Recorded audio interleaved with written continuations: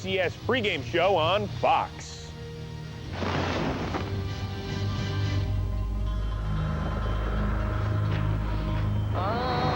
Someday, this will pay off.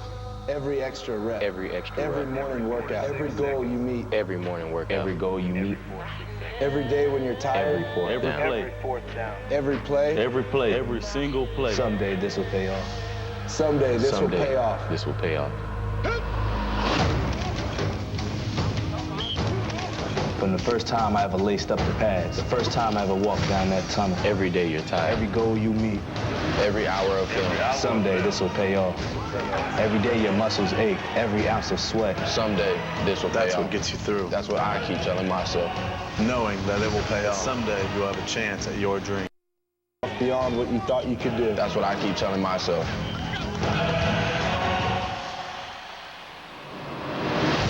Every rep in practice, every lift, every time you push yourself beyond what you every time you push yourself. Every drop of blood. Every hour of film. The first time I ever walked down that tunnel. Someday this will pay off. For everyone who doubted me. For everyone who doubted me. Everyone who thought this dream was too far off. For everyone who thought this dream was too far. This is the day I've dreamed of. The first time I became a student, from the first time I fell in love with this game. And someday you'll have a chance at your dream. This is for the Gator Nation. This is the day I've dreamed of. Someday this will pay off. Today is that day.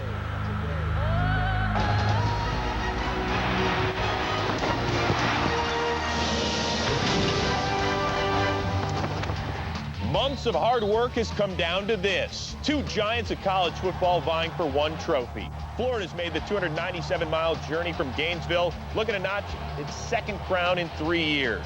Top-ranked Oklahoma might have logged more miles to Miami, but they cover more ground faster than any team in the country. Each squad has a Heisman Trophy winning quarterback. Florida's Tim Tebow might be the greatest leader we've seen in Eastern Kentucky at 7-6 in the middle of the pack. They want to get into that top 4 because if you do, you will host the first round playoff game. Very pleasant good evening, everybody. I'm Dave Weekley. Happy to be alongside Mark Adams for this one. Well, Eastern Kentucky lost their last time out at Jacksonville State, but Mark, they're playing well. They've won 3 of 4, 7 of 10. But on January 17th at the Cape, Semo gave them all they wanted before a late Mike Rose 3 lifted them to victory. This has always been a close game over the last 2 years. Usually it comes down to a last-second shot, and Mike Rose is the go-to guy for Eastern Kentucky. Mark, let's go ahead and check our Star Watch tonight. We've got 2 outstanding offensive performers going head-to-head. Well, Kennard Moore really has to carry the load, the number 5 score over 17 points per game, and Mike Rose can make his case coming down the stretch for the OVC Player of the Year award. This guy can really load it up and knock it down from 3, 48% from downtown. Time to check our starting lineups tonight, and for Southeast Missouri State, this is their second game since the dismissal of junior center Calvin Williams. They'll go with Kennard Moore and Hill in the backcourt, Herring, Russell, and Maxwell up front. For Eastern Kentucky, Jones, then Mike Rose, Justin Summis, Taylor, and Ryan Wiersma, your 5 on the floor.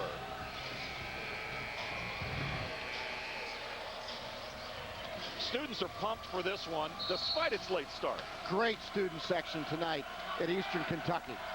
Our trio of officials and Eastern Kentucky in their home white uniforms, trimmed in maroon, they control the opening tap. Mark, this is a team that is averaging 10 three-point goals per game, so they're looking for shots outside the arc. Number 2 in the country, knocking down the 3 ball, as you mentioned, Dave, over 10, and that's the guy right there. Mike Rose, 48% from behind the arc. He's open once he hits Lexington.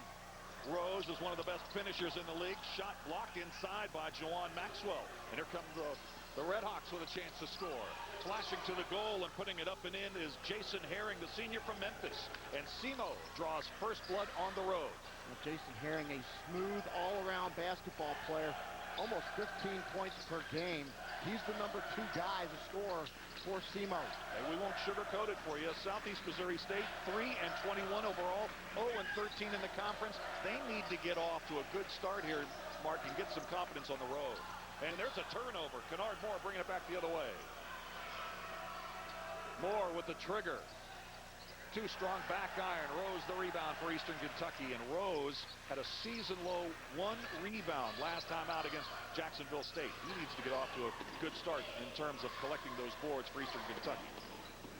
Dave, some teams just kind of match up well for whatever reason. And Southeast Missouri matches up very well with Eastern Kentucky. Rose at the top. Drops in a three. Rose averaging 49% this season from outside the arc.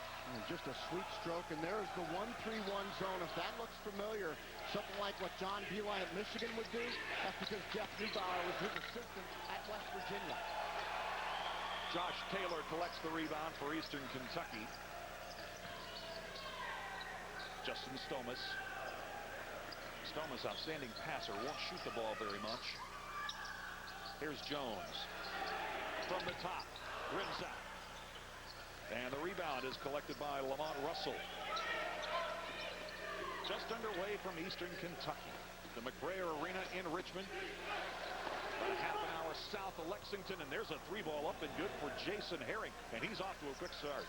Well, Lamont Russell was able to catch the ball in the high post and snap pass it to the corner.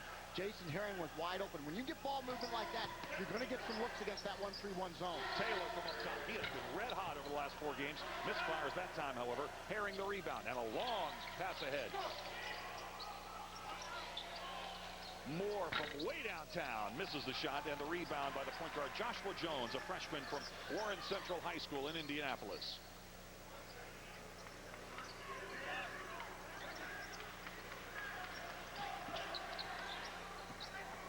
Yeah, you can see the Beeline influence on this offense. They keep that lane open. Spread the offense, look for the three, keep the lane open. Juwan Maxwell with the rebound. When these two teams played on January 17th at Cape Girardeau, Eastern Kentucky escaped with a 74-71 win. Mike Rose knocked down a three with 3 seconds to go. That was the difference in that game. Offensive rebound and a fresh 35. Back outside to Johnny Hill, the junior from Vashon High in St. Louis. I like what Southeast Missouri is doing against the 1-3-1. They're looking in the post just like that. They're getting the ball in the high post area. Tell you what, right now, they're kind of ripping apart that 1-3-1 zone. Very well prepared for the zone tonight, Southeast Missouri. Juwan Maxwell, redshirt sophomore from Kansas City with the putback. He's coming up a good effort last time out in a losing game against Eastern Illinois. He had a double-double, 15 points and 10 boards in his first start. Here's Wiersma spinning in traffic. Got right in front of the lane and misfired. Probably surprised how open he truly was. Moore's not afraid to shoot those threes. Here's Hill off the baseline, and he knocks it down. That high post pass against that 1-3-1 zone has been most effective for Southeast Missouri. You want to know how to beat it? It's by diagonal passes and getting the ball into the high post. Zach Roman is the acting head coach at Southeast Missouri State. He was an assistant last year under Scott Edgar, and when Edgar was fired, Roman was named the acting head coach, and he's been in that role for the entire season. On the other bench for Eastern Kentucky, Jeff Neubauer, now in his 4th season. Hard to believe. At 38 years old, he's the youngest coach in the OVC. We'll take a break. 15:46 to go, first half. Semo off to a good start on the road.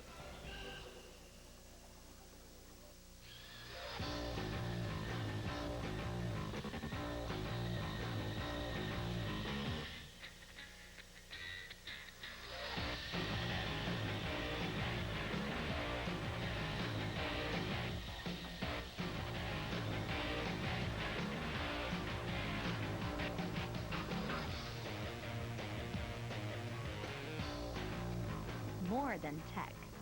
Tennessee Tech University. You want to keep warm when you're feeling chilled, but you don't want to raise your heating bill. Blankets are okay, but they can slip and slide. And when you need to reach for something, your hands are trapped inside. Now, there's the Snuggie, the blanket that has sleeves. The Snuggie keeps you totally warm and gives you the freedom to use your hands. So now, you can work the remote or read a book in total warmth and comfort. Perfect for chilly outdoor evenings. And it's ideal for staying cozy and warm at sporting events. Snuggie is made of ultra-soft, thick, luxurious fleece. super large, one size fits all. Now you can do what you need to and stay totally warm with the Snuggie. Call now and you'll get the Snuggie for only $19.95. Available in royal blue, sage green, and burgundy. You'll also receive our present open book light, a $15 value, free. But call right now and we'll give you 2 Snuggies and 2 book lights for only $19.95. Call 1-800-401-6098. Remember, call now and get an additional Snuggie and book light. Display processing and handling. Call 1-800-401-6098. Valentine's Day, feel the love on ESPNU with Gonzaga and San Francisco. ESPNU's exclusive presentation of college basketball is presented by Cisco. Welcome to the Human Network.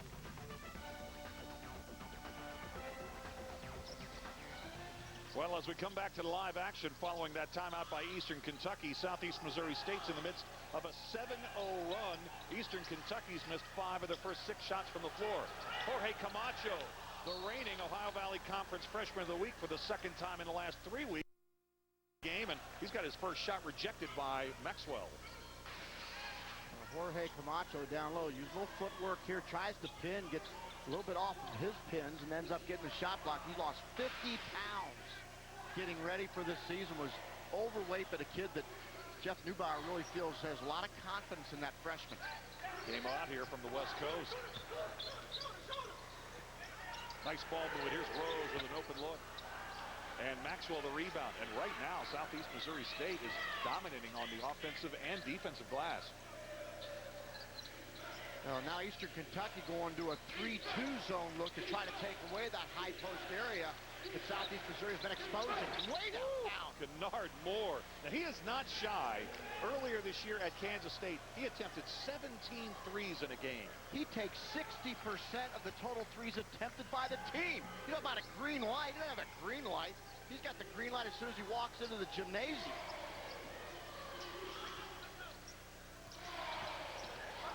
Pull up.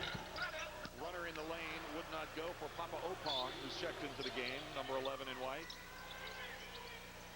Boy, I thought for a moment that Moore was going to crank it again from all the way out there.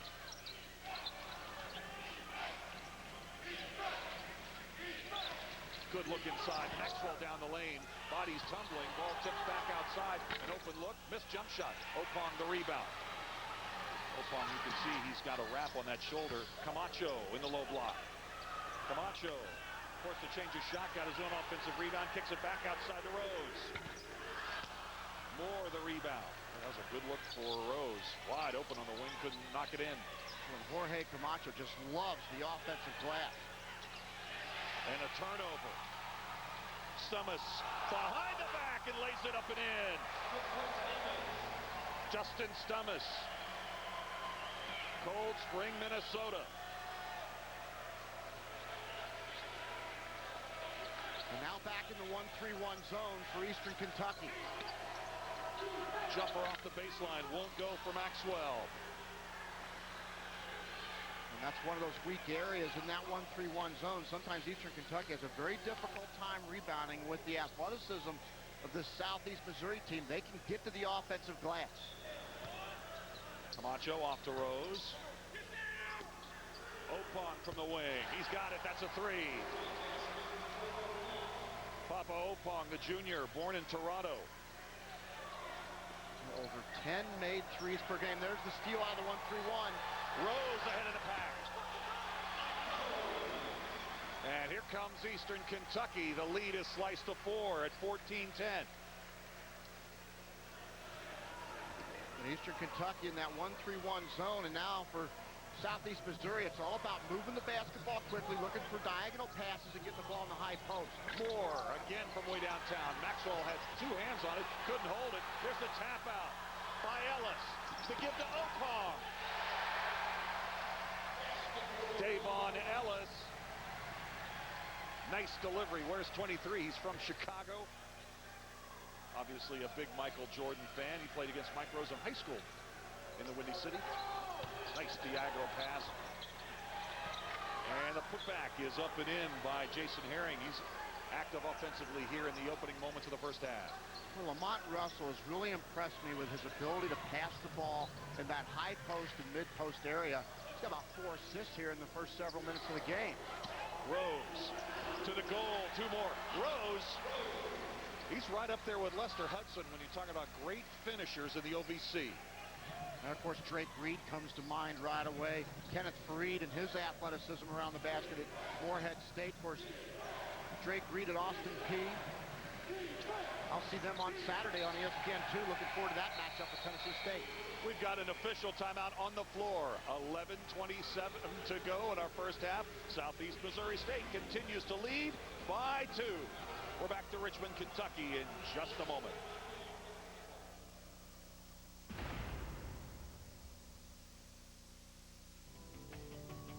Coming to Murray State and going to school here, getting an education here, has made me realize that Delivers a college basketball doubleheader on Friday night, first at 7 Eastern.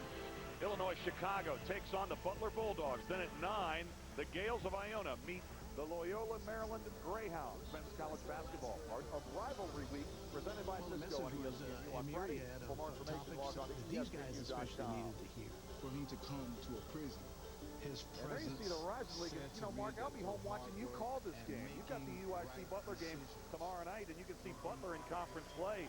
They've won 12 of 13 league games. One of the great stories in college basketball. They start 3 freshmen, a sophomore, and a junior, and Gordon Hayward, I think one of the best freshmen in the country. And when you talk about great freshmen in the OVC, Ivan Aska at Murray State, I like his game. Parker Smith can really load up from Tennessee State.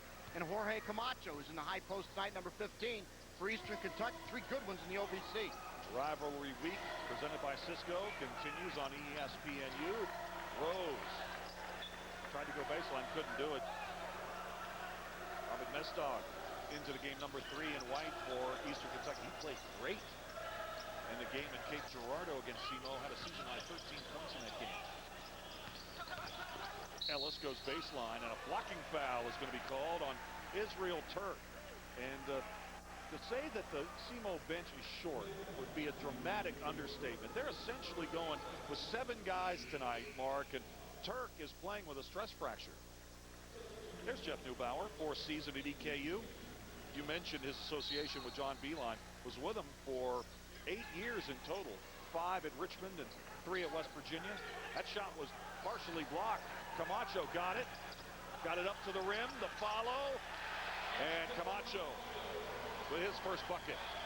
Well, what a great offensive rebounder. That kid just assumes every shot is a pass himself, even his own. Mestog to Jones. Can't hit it. Can't finish, but he'll go to the line for 2. Foul is going to be called on Johnny Hill. Eastern Kentucky has knocked in 6 of their last 8 field goal attempts. And now Jones will step up for 2 free throws.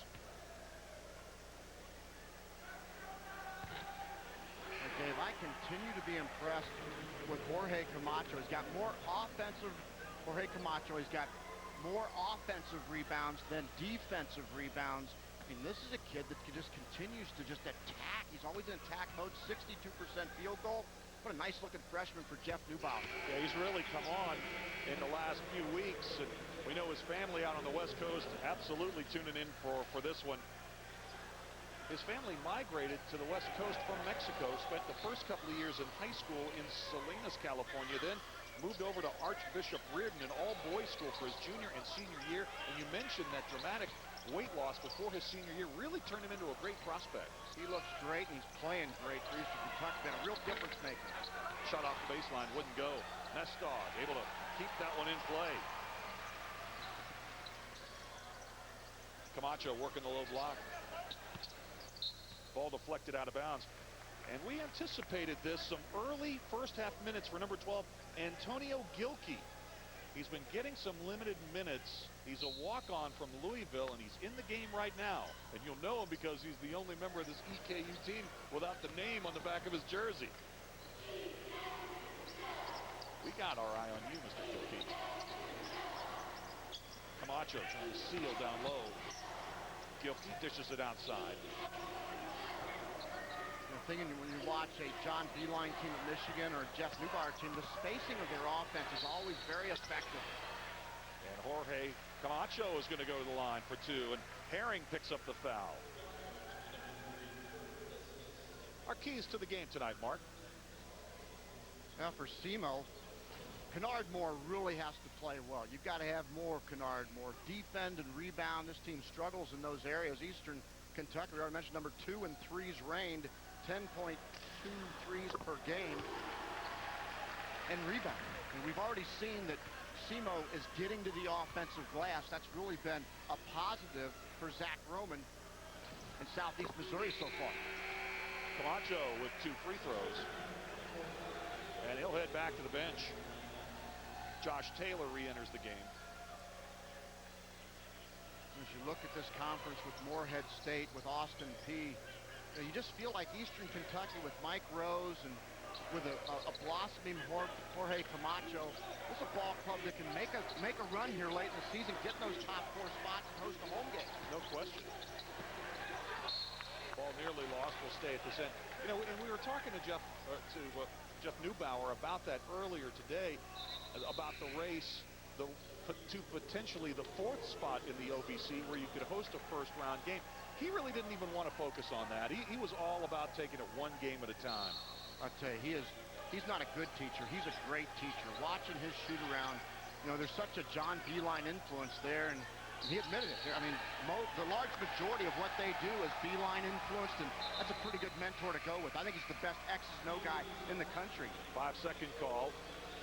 And so Gilkey goes back to the bench after getting a couple of early minutes here in the first half, and Mike Rose returns. Well, Eastern Kentucky's done a very good job of developing depth. Especially when you hit February, come down the stretch, fresh legs with that depth can be an advantage. Rose to the goal. He's fouled, and Mike Rose will head to the line. Rose 74% at the stripe. Rivalry week rolls on Friday afternoon on ESPNU at 4:30 Eastern. Niagara meets Loyola. Women's college basketball, part of Rivalry Week, presented by Cisco on ESPNU on Friday.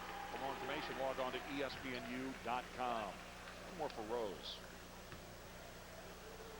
Jeff Neubauer also had a very interesting answer for us when we asked him if he could build an argument that Mike Rose is the best player in the OVC, and I think he gave us an honest answer, Mark, where he said, we'll just have to wait and see how Eastern Kentucky finishes the year.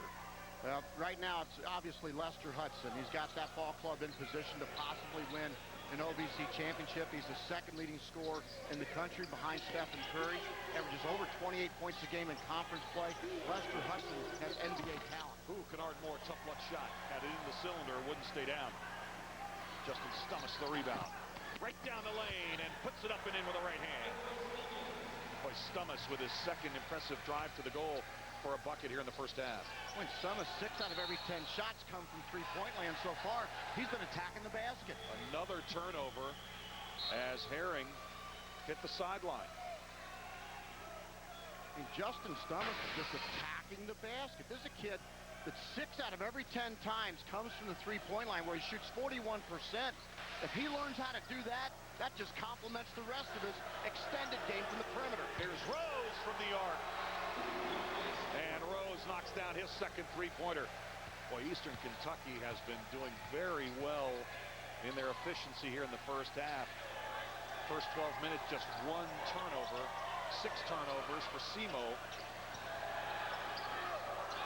Moore again from way downtown. Rose nearly had a one-handed rebound.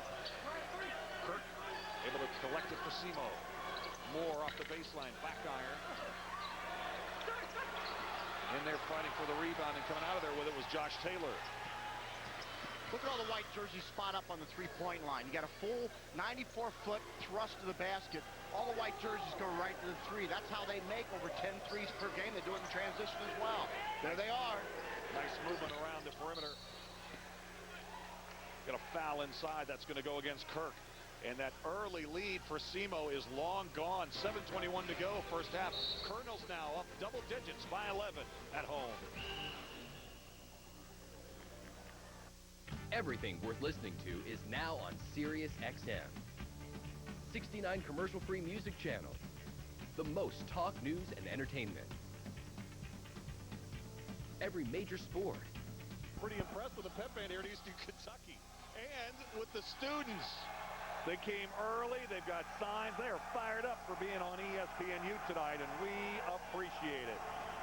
They really are stoked. I mean, this is just a great show of student support tonight in Richmond. The town maybe hasn't turned out, but I'll tell you what, the students are here in full force. Football team turned out for this one as well. And speaking of football, I'm sure ESPNU college football analyst Tom Luganville, former Eastern Kentucky quarterback, is tuned into this one tonight. Do you think Lee Majors is watching as well? The $6 million man who graduated. He's a colonel from Eastern Kentucky. We can rebuild him. We can get cable for him. All right, Semo, they shot out of the first half very quickly with a 9-3 lead, and that ball is lost out of bounds. Herring couldn't hold it. That was a laser from Kennard Moore. And you can see the field goal shooting. EKU, they missed 5 of their first 6 shots, but now they're starting to heat up. EKU just 1 turnover here in the first 13 minutes. And that's the big stat right there. Eastern Kentucky 13 points off of those turnovers. Rose back to Jones. Eastern Kentucky team just so deadly from behind the arc. A lot of weapons led by Mike Rose. Shoots over 48%, one of the great long-range bombers in the country. Boy, Stummis has got a good handle, doesn't he, Mark? He really does. He's going to be a really nice player. Taylor down the lane. Well, Eastern Kentucky, they get you spread out, get those isolations, and Taylor with the bucket. We're at the McBrayer Arena in Richmond, Kentucky. Semo and Eastern Kentucky, all part of Rivalry Week, presented by Cisco. I'm Dave Weekley alongside Mark Adams courtside for this one. Our regular Thursday night game out of the Ohio Valley Conference on ESPNU. Stummis with a steal. Eastern Kentucky just smothering that high post area as Jeff Neubauer has made the defensive adjustment right now, winning the chess match on defense against that Semo offense. Jones down the lane with a right hand. And Semo now has gone over 6 minutes since their last field goal. And Zach Roman wants a timeout. Well, what a tough position for that young man, Zach Roman. As he takes over for Scott Edgar, who was fired, alleged recruiting violations. Of course, has had some defections, some injuries, just a very difficult time. And Jeff Neubauer, the model of stability for Eastern Kentucky. Mike Rose is off to a quick start, Mark, with a dozen points here in the first half. Now this kid, he just can extend the defense from way, way downtown. He loads up that three. He's got a beautiful release on the ball. The Eastern Kentucky defense able to get Mike Rose out for the finish off the dribble. And I remember Mike Rose a couple years ago, and he's just gotten a little bit stronger and a lot tougher. And Mike Rose right now is truly the leader of this Eastern Kentucky basketball team. EKU 14-10 overall, 7-6 in the OVC. Off that Semo timeout, Red Hawks with the basketball. Looking for their first field goal in over 6 minutes. Moore way outside, and Rose collects the long rebound.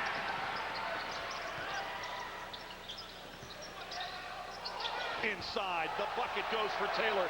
Another nice pass by Devon Ellis. Well, the defense just so concerned about the three-point shooters that the paint is wide open for the dribble or the entry pass down low for Eastern Kentucky.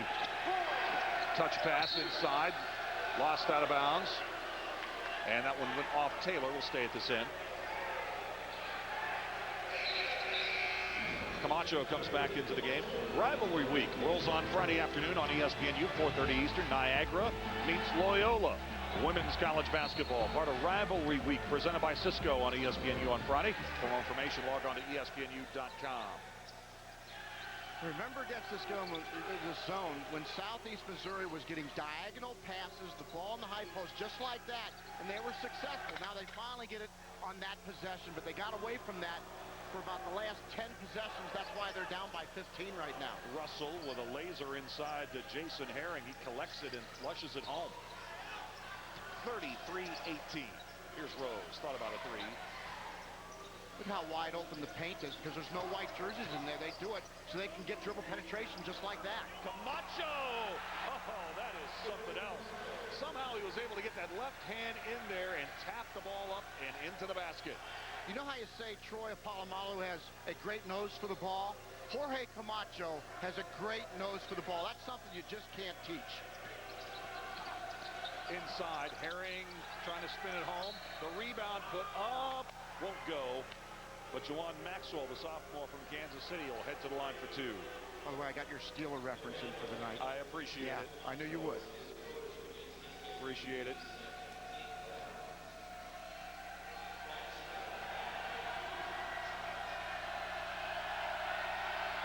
Look at that student section. They are hooting and hollering. Maxwell gets the roll. He had another double-double earlier this year at Kansas State, 11 points and 10 boards. He can score it now at 16 points. That was career high at Bradley earlier this year. He's an athletic rebounder, too, very offensive-minded.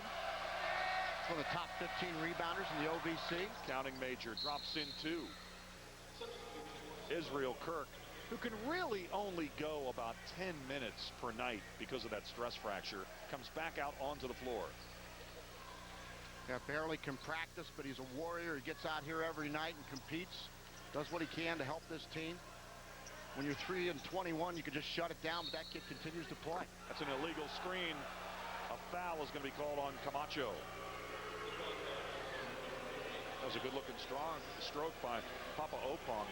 Opong missed a long stretch of games after a shoulder injury late in Eastern Kentucky's upset attempt at Cincinnati back in December. That was a game in which Rose hit 2 late free throws. Cincinnati scored a bucket at the buzzer of regulation and went on to win in overtime. And another turnover by Semo. 3:48 to go in our first half. Eastern Kentucky flexing their considerable muscles on their home floor, up 15 on Southeast Missouri State. My choice, my future, my JSU. My choice, my future, my JSU. My choice, My future, my JSU. My choice, my future, my JSU. This is my JSU.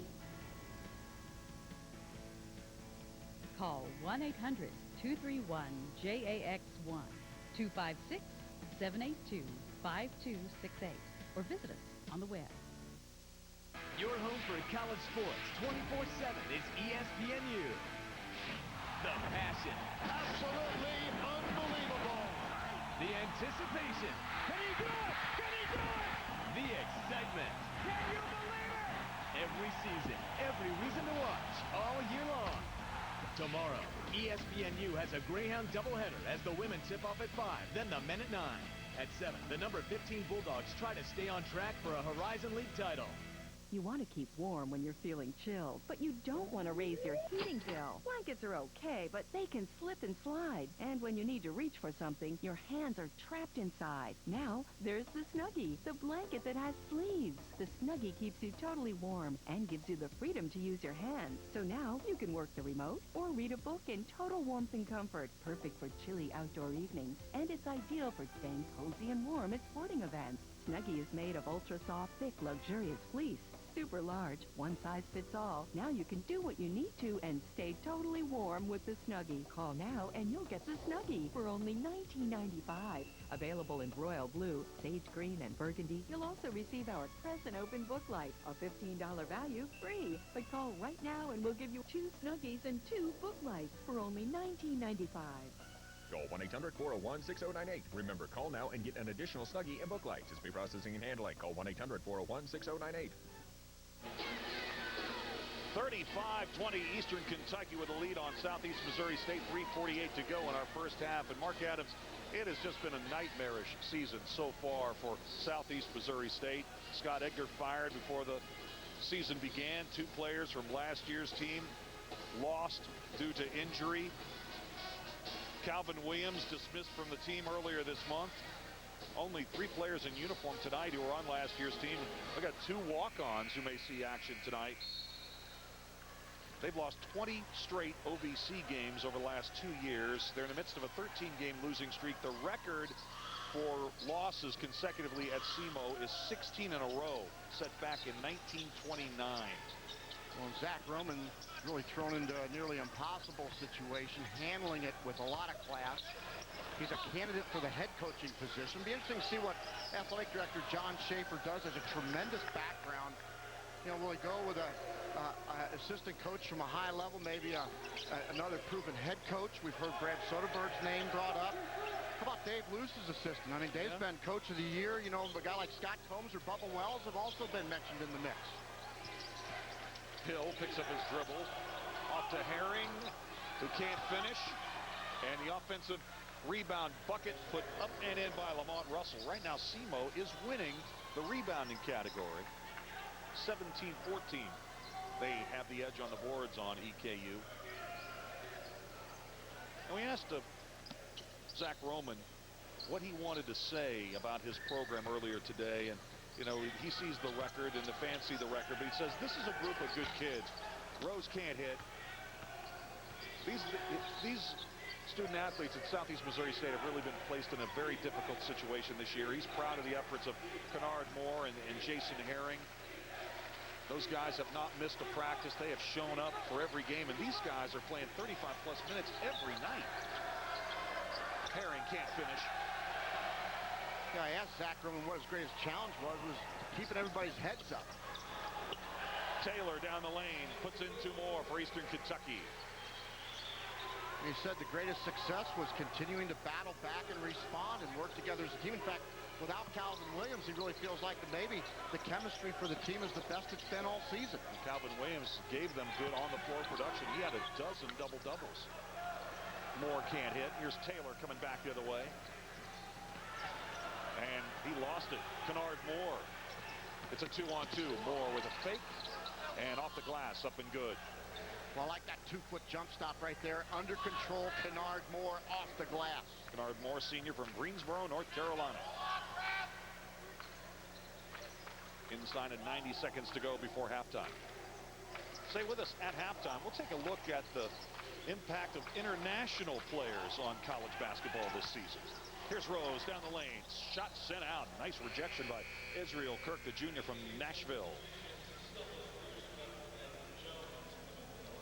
Stummis. Ryan Wiersma come back out onto the floor. There are the teams that have 0 conference wins. DePaul out of the Big East, Oregon, Pac-10, Air Force in the Mountain West, Georgia 0-9. They've already had a coaching change. Loyola Marymount and Brown in the Ivy League. All of those teams have yet to win a conference game. And Mark, I think one thing that graphic shows is, you know, those are all once proud programs and programs that do have the ability to rebound quickly, just like Semo does. Well, just recently, Georgia won the SEC championship last year, went to the NCAA tournament, and they're 0 for this year in conference play. You look at the proud tradition of DePaul, and Jerry Wainwright's going to get that thing turned around. You look at Justin Stummis going for the dunk. Stummis with the hammer. He's been playing above the rim for the Colonels here in the first half.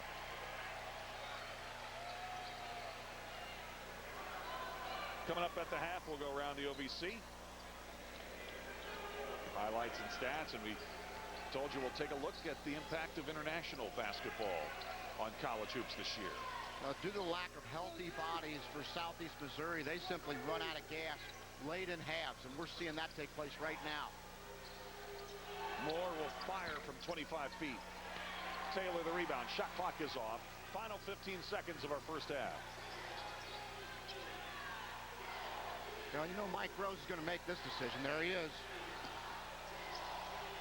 Stummis needs to get something to the rim. Rose recognizes, rises and fires, and misses at the horn, but that's about the only thing he didn't do right in the first 20-minute session.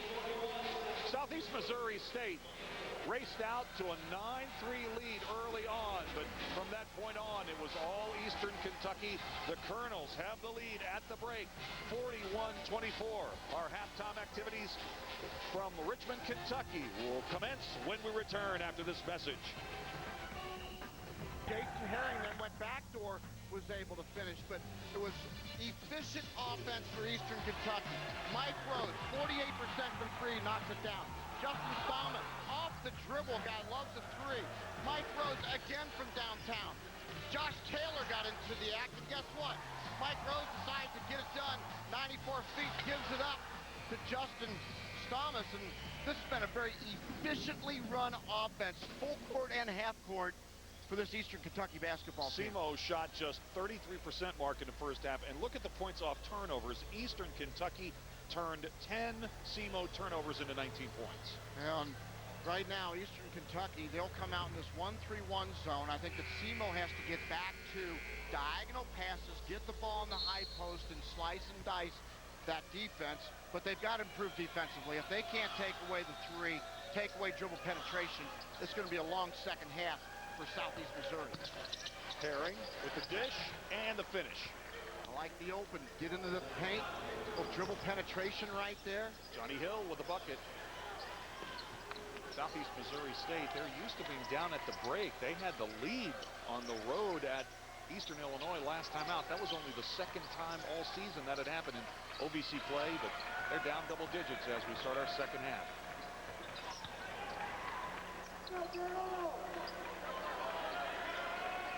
Shot clock under 10. And here's Rose. He's the go-to guy for EKU, and the clock is running down. Stummis from the wing. Boy, he has been impressive tonight. Now, one thing about shooters, when they're able to get easy looks on some layups early in the game, it's amazing how big the basket gets for a great shooter like Justin Stummis. Jason Herring with 11 to lead Southeast Missouri State. Mike Rose with 12 points to pace EKU. Kennard Moore down the lane. That's an offensive foul. We'll head the other way. Ryan Wiersma, he's that type of player. He saw Moore coming a little bit out of control.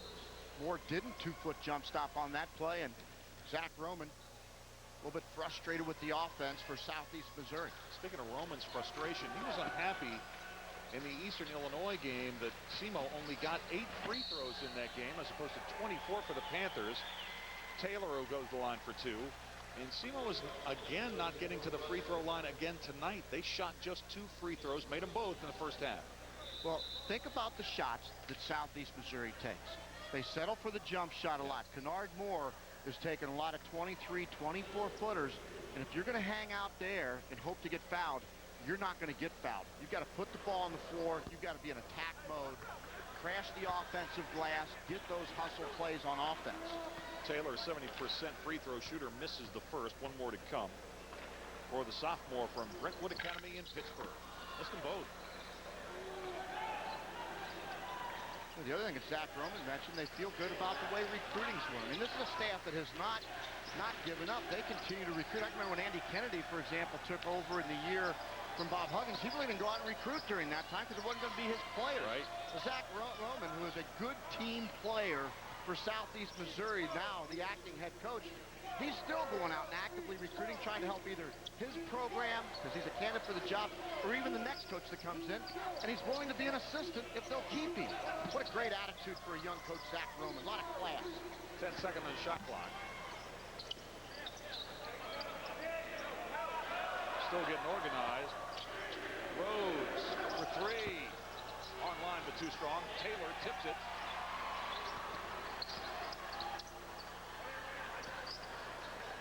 And they'll take it back outside and set it up. There's so many positives about Southeast Missouri State. Cape Girardeau, great town, super part of the country. Show Me Center, one of the best buildings in this league. Beautiful. Stummis for 3. And a foul over the top. That'll go against Ryan Wiersma of Eastern Kentucky. And last time I was down at Cape Girardeau, we had a good student section out. It was a triple overtime game, very exciting against Austin Peay last season. Yeah, I want to point that out, Mark. You did the last OVC game that Semo won. Wow, I wasn't aware of that. That's a long time ago. I got to body surf the students that night. That's what I remember about it. But it is a great town. I think with the new athletic director, and this thing's going to get turned around in a hurry.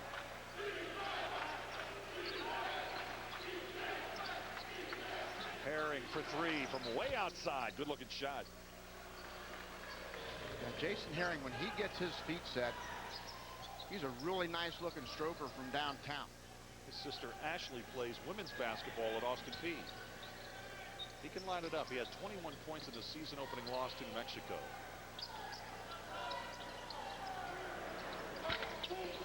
Stummis couldn't hit. And that ball was off Jawan Maxwell, so it'll stay We will stay at this end. Fresh 35, 16:52 to go in our second half. Eastern Kentucky leads at 44-29. You know, think of where Tennessee Martin was 2 years ago. Down in the bottom of the OVC, and the addition of Lester Hudson and Brett Campbell now. And that's a ball club that really has every opportunity to win this championship. Why can't Semo do it? Great feed inside. Wiersma, the delivery, and Taylor with the finish. You know, Mark, you could say the same thing about Morehead State. Yep. Moore off the baseline knocks it in. That's a 2-point field goal. Donnie Tyndall at Morehead State, one of my picks as a Coach of the Year candidate. Great cut. Against two defenders. Wiersma saw that rebound just bounce over his head. Here's a chance for Semo. Rare opportunity for the Redhawks to put 2 buckets back-to-back. Papa Opong comes back on, and Wiersma will exit for the moment for Eastern Kentucky. You know, Semo shows there with Zach Roman calling the play that they can hang with teams for large portions of a half. I mean, right now they opened up the first half very strong. They've opened up the second half down 17. Now it's down to 15. I mean, it's not like this team is completely devoid of talent. Sometimes they just lose their legs. They don't have enough players. Well, the first meeting in the regular season between these two teams on January 17th, that was as close as Semo has come to a victory in league play all year long. Official timeout on the floor. 15:46 to go on our second half. Eastern Kentucky leads Southeast Missouri State 46-31.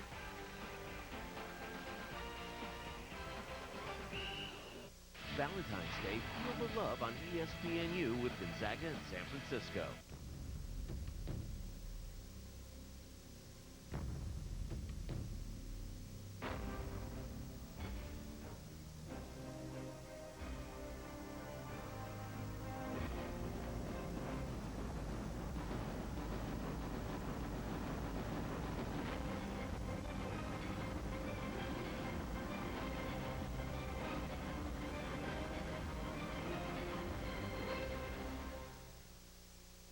You should call me sometime. Absolutely. Hello? Hi, it's Mike from the party. How about dinner? Okay. Spicy chicken enchilada platters from Taco Bell? That was fast. Waiting's overrated. Taco Bell's new spicy chicken enchilada platter with zesty enchilada sauce and gooey melted cheese. It's enchiladas at the speed of Taco Bell. Mom, Dad? Is this her? Think outside the bun.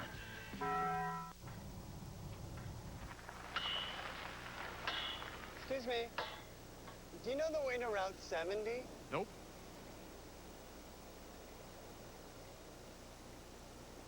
What is that? That's the money you could be saving with Geico. Poor fella. Must have been following you for miles. Looks tired. Tell me. Geico. 15 minutes could save you 15% or more on car insurance. How can rice production in India affect wheat output in the U.S., the shipping industry in Norway, and the rubber industry in South America? At T. Rowe Price, we understand the connections of a complex global economy. It's just one reason to consider our disciplined investment approach. T. Rowe Price. Invest with confidence. Request a prospectus or profile with investment objectives, risks, fees, expenses, and more information to read and consider carefully before investing. 15:46 to go in our second half. Eastern Kentucky leads Southeast Missouri State 46-31. We're in the McBrayer Arena, the legendary McBrayer Arena here in Richmond, Kentucky for Ohio Valley Conference basketball. But I don't really think the game's been that exciting, has it? It'll set your hair on fire. Kennard Moore stepped back 25 feet, and he missed it all. Now, you can't settle for a shot like that, Mark. Our shot clock was running down right there. And that's why I ended up having to rush that shot. But he's done it before with the shot clock. He's the best offensive player on this team. If he might be a little bit more judicious about his shot selection, I think they have a better chance. Plus, you hold the ball a little bit on offense, it might give you an opportunity to rest and go back and play a little harder on the defensive end as well when you're lacking bodies like this. There's Rose right down the lane, and he can't get the roll. Juwan Maxwell the rebound off to Moore. Semo back in the front court. Jorge Camacho has come into the game. He's on the back line of that zone for Eastern Kentucky. Maxwell, 10 rebounds tonight for Semo. So he's been in double digits in rebounds 2 games in a row. And the follow is up and good. Juwan heard us talking about him, and he put that rebound right back in the basket for Southeast Missouri State. Yeah, he's got good, lively legs, Juwan Maxwell. It's kind of quiet in here. Semo back to within 13, 46-33.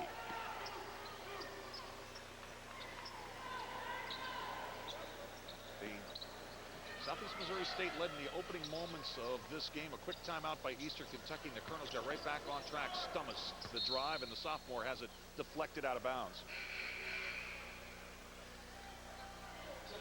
Jeff Neubauer with the spread offense for Eastern Kentucky. They force you to defend out at the three-point line. That gives them the opportunity for dribble penetration, for back cuts. And this beeline type offense is so well designed and well taught and great spacing, just like that. Rose has got 15 to lead all scorers. He just got an absolutely open look from the wing and dropped it right on in. Jason Herring going to take it back outside. And this 1-3-1 zone is so much different than what anybody else sees throughout the season. They're one of the few teams that run this defense. Here's Devon Ellis. The lob to Stummis, and he can't finish. No foul called, but Rose with the putback. Rose has got 17. Devon Ellis coming off the bench for Eastern Kentucky. He's really more of a pure point guard, something that Eastern Kentucky really hasn't had in a while. Watch number 11, Papa Opong, up at the top of the zone. He's the guy that makes him go to and fro, passing over him. That time, really nice job. Diagonal pass right down into the medium post area. Lamont Russell, the junior from Wichita. 51-35. Opong for 3, got it. Now watch how Opong extends. His job is to make them throw kind of lob passes up top, just like that. And then your wings try to do the same thing. That's why the diagonal can be very effective against this defense. There's Moore, and he's starting to light it up as well. 54-38. Moore's got 10. So Moore has 10, and Herring has 14 to lead Semo.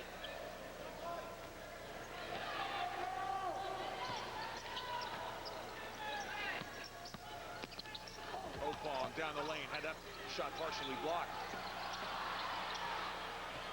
Threw that ball nearly into the hands of Ellis. Now it is controlled by Semo.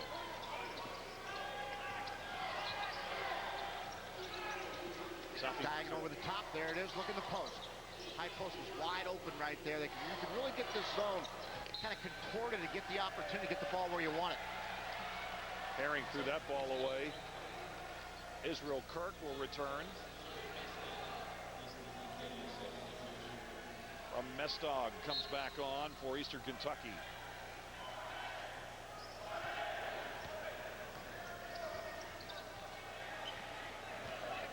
Now watch Eastern Kentucky, how they spread the court. You never have two white jerseys close to each other except for screen opportunities. Everybody spread, all the spacing. Good cut right there. Very much precision made, this offense. Mestog, step back fire. Missed it all. Here's Camacho down the lane. Can't finish, but he'll head to the free throw line for 2. And we've got an official timeout on the floor. 11:45 to go in our second half. Eastern Kentucky trying to keep it rolling in the OVC. Let's keep pace with the leaders in this conference. They lead 54-38. Chicago takes on the Butler Bulldogs. Then at 9, Iona meets Loyola Maryland, the Greyhounds. Men's college basketball, all part of Rivalry Week, presented by Cisco on ESPNU on Friday. For more information, log on to ESPNU.com. Jorge Camacho steps up for 2 free throws. Camacho, reigning freshman of the week in the Ohio Valley Conference. Senior year at Archbishop Reardon High School in San Francisco. 21 double-doubles, averaged 19 points and almost 13 boards a game. Was named the San Francisco City Player of the Year And his teammate out there at Archbishop Reardon was Rob Jones, who's now a sophomore forward at the University of San Diego. And of course, San Diego upset Connecticut last year in the NCAA tournament. Eastern Kentucky back in that 1-3-1 zone again. There's your diagonal from the top. Well, you called it, and Herring will go to the line. Mark, let's go inside the play. How do you attack a 1-3-1 zone? Well, Semo's done a pretty good job here in the second half. Watch how the ball goes from side to side and then goes down the baseline. Stop right there. The entire defense comes to the ball, and what does the low post guy do? Looks opposite, to the opposite wing. Against the 1-3-1, if you get it in the short corner low post, look opposite wing. If you get it in the high post, you look opposite corner. So here's Herring.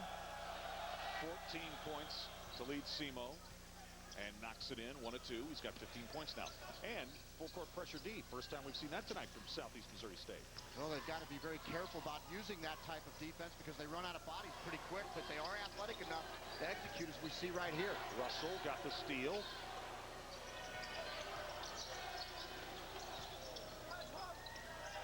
John Jones into the game. A long three up and good by Kennard Moore. And so Moore now has 13 points. And they'll stay in a full court press. I like the way Zach Roman's team is competing here in the second half. They could have packed it in. They're playing extremely hard trying to whittle back into this thing. Camacho down the lane. Lost the handle and the tip is up and good. Papa Opong, give him credit for the basket. Boy, Opong was so athletic earlier in the season before that shoulder injury. Jason Herring sends a three in. Jason Herring's got a good-looking stroke. When he gets his feet set, he's only shooting 26% on the season. You'd never know that from the way he has performed tonight. When he gets his feet set, has a little bit of room. He can be a very effective shooter. Here's Rose in the open floor. He is bumped and fouled by Israel Kirk. And that'll be team foul number 4 on Semo. Justin Stummis returns for Eastern Kentucky. Jawan Maxwell comes back on for Southeast Missouri State. And Kirk goes back out. And you can see that stress fracture. You can see he's grimacing in pain as he goes back to the bench. This Eastern Kentucky team is very similar to a couple years ago when Jeff Neubauer led this program to the NCAA tournament. They kind of hung around in the standings, got hot during the tournament, and ended up winning the OVC Conference Championship game, I believe, over Austin Peay, if I'm not mistaken. And Josh Taylor hit the game winner, his only basket of the game. Camacho, what a great move! Send it in, Camacho! Camacho Libre!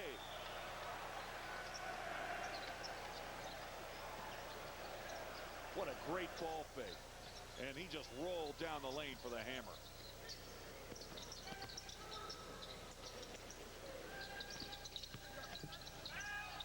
Bodies on the floor.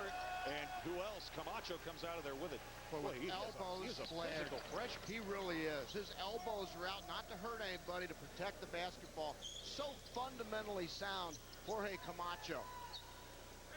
He's got a great feel for the game, knows for the ball, understands exactly what Jeff Neubauer wants. He's a perfect match in this offense and in this program. Rose had that ball stripped. Now he's got it back in an open look out of the corner. 4-3. He's got 20 points.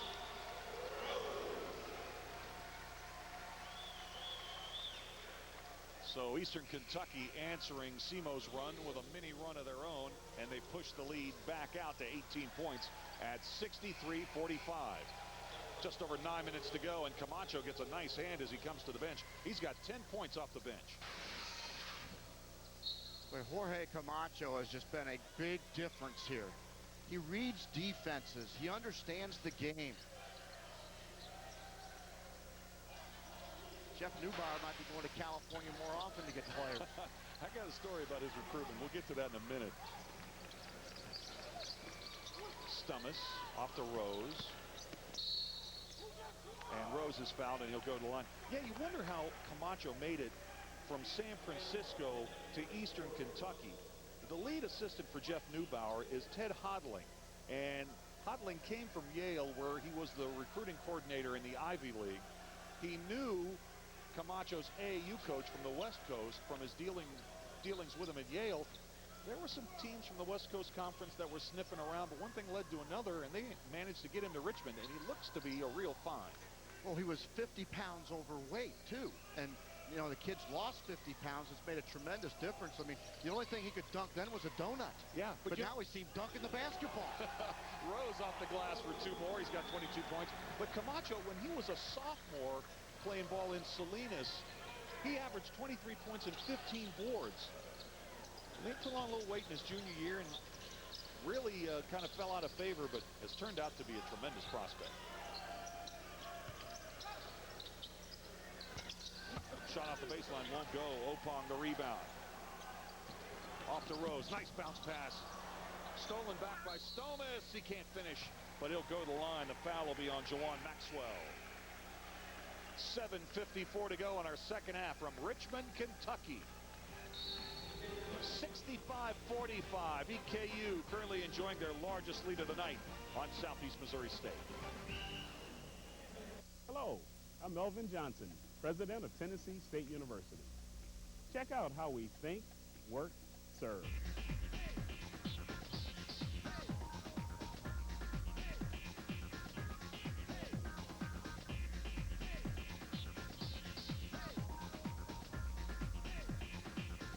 At TSU, we launch dreams by educating students who go forth to serve the world.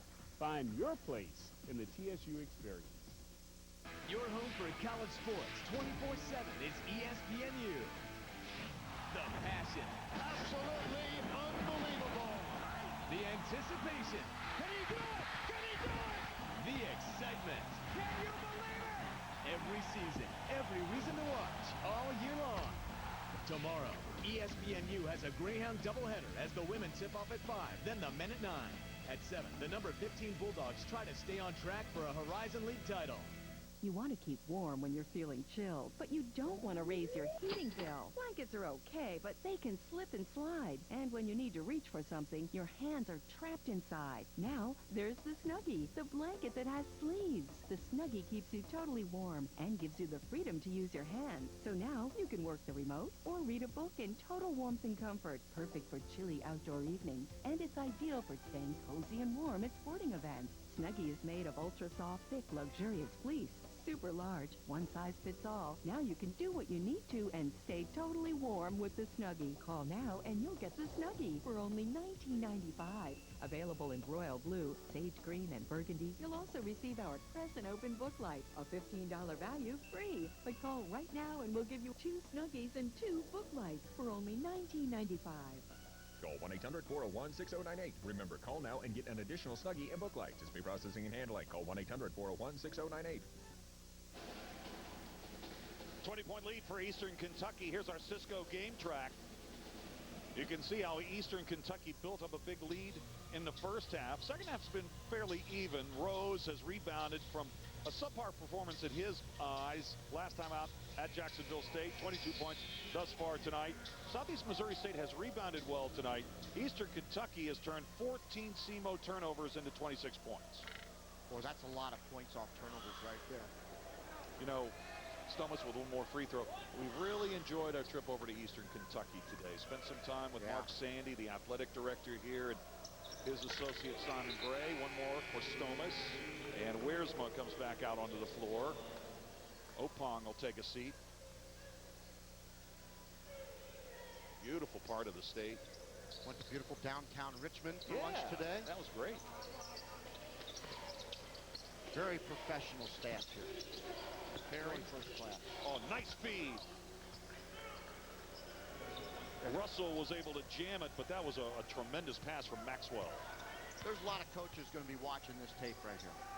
Getting ready to go after that 1-3-1 zone, because I think Southeast Missouri State has done some good things against this zone. Well, I know there are a few Ohio Bobcat fans tuning in tonight, trying to get a little scouting done on Eastern Kentucky. Those two will match up in the bracket buster. And a throwdown by Josh Taylor. John Beilein influence back cut right there. Dribble toward the defender so you catch the look. Little skip pass, skip that rock along the pond right in the hands of the cutter. Rebound bucket put back up and in by Juwan Maxwell. Well, you got with that release by Kennard Moore, it looks as if every time he shoots that ball, it's going to go in. Rose with the delivery, and Wiersma an easy two. Wiersma won't shoot much, just 5 field goal attempts in the last 3 games combining, and heading into tonight. For up-to-minute news for everything that is college sports, log on to ESPNU.com. 3-point shot up and good by Jason Herring. If you don't have ESPNU, be sure to log on to ESPNU.com. Type in your zip code at the top of the page or call your local cable operator or satellite provider. Log on to ESPNU.com today. Okay, if you want up-to-the-minute recruiting news in college basketball, Paul Biancardi and his team, he's the National Director of Recruiting at ESPNU.com. They do a wonderful job of tracking every high school kid and where they're going. Check that out. Ball turned over inside. Lamont Russell came up with it. Here comes Semo back the other way. Time for maybe one more push. Kennard Moore. Lots of contact. No call in the lane. Stummis. Great ball fake. He is bumped and he will go to the line for the 1-and-1. That is the 7th team foul of the second half on Southeast Missouri State. Take a look at the back cut right now. This is John Beeline basketball. Ball comes high right there. He dribbles right toward the defender, and that is typical a la Princeton John Beeline type offense, where when you dribble toward the defender, it catches his eye, he looks, and just as that defender looks, bingo, back cut for the easy deuce. Stummis earns the bonus. He's got 11 points tonight. You know, I understand your enthusiasm for what Jeff Neubauer is doing, because when we were at the shoot-around today, it was really like a coaching session, wasn't it? It was like being in a classroom, and that's exactly the way John Beeline does his shoot-arounds, where guys are there, they pay attention, he takes them through everything that's going to happen in the game, and I'll tell you what, Jeff Neubauer, one of the really talented young coaches in college basketball. Moore for 3. He knocks in another one. Moore's got 16 points. And you got to understand Mark Adams' enthusiasm. He is in the middle of it. 5 games, 5 days. I'm having a blast. You had the Cincinnati Bearcats win over St. John's last night. You're in the OVC today. You've got the ESPNU game tomorrow night. UIC and Butler at 7 o'clock. Austin Peay on Saturday. Where are you going Sunday? Sunday, Louisville. Louisville, that's against right. DePaul. I'll be back here in my home state of Kentucky. How about Cincinnati in 6th place now in the Big East? Mick Cronin's done a tremendous job led by Deontay Vaughn. And Taylor with the dunk for Eastern Kentucky. Nice feed inside. Once again, that diagonal pass you've been talking about. Herring with the delivery, and it was Lamont Russell with the finish. 4.5 minutes to go. 74-57. Southeast Missouri now changing up into a little 2-3 zone action against Eastern Kentucky. Speaking of those Bearcats, they've got some tough games coming up. But they have really been one of the surprises in the Big East. They're in position in 6th place. They've knocked off Georgetown twice. They drilled Notre Dame with Notre Dame in a serious skid. Wiersma nearly knocked that one in. Brian Wiersma missed a year and a half because of injuries and surgeries. He's the last of the Travis Ford recruited members of this team. Herring with a 3 from way downtown. It's a 14-point game again, 74-60. Herring's got 24 points to lead all scorers tonight. Wiersma played for Travis Ford. He stayed in the same program. Travis Ford's already had 2 other coaching jobs. Yeah. UMass and Oklahoma State.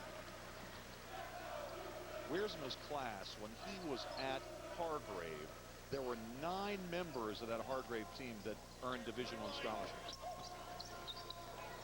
Jones up top for 3. Got it. And we've got a timeout on the floor. So Jones knocks it down. He's got 7 points. 3:29 to go here in the second half. Eastern Kentucky leads by 17. 77-60 over Semo. Herring filling it up for the Redhawks, however. He's got 24 points tonight. From a beautiful college campus in Moorhead, Kentucky, comes a story of hope, action, excitement, and adventure. A story where your dreams can take root and grow. A story that begins with you. Come visit Morehead State University. Successful alumni now appearing everywhere. This university is rated one of the top public universities in the South by U.S. News and World Report. When Old Spice asked me to try Livewire, I was like, why? Because it's two things? So just because I'm two things, I will automatically have to like something that's also two things? How dare they? Then I tried the double currents of moisturizer and cleanser, and I was like, are you kidding me? Body wash and moisturizer? It's two things in one thing. Thanks, Old Spice.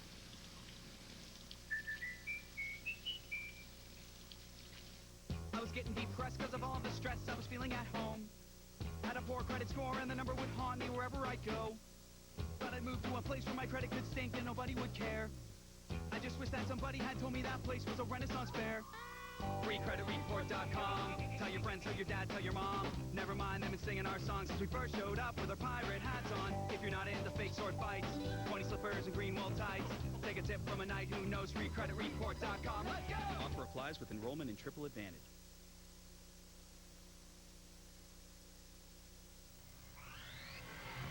ESPNU's exclusive presentation of college basketball is presented by Cisco. Welcome to the Human Network.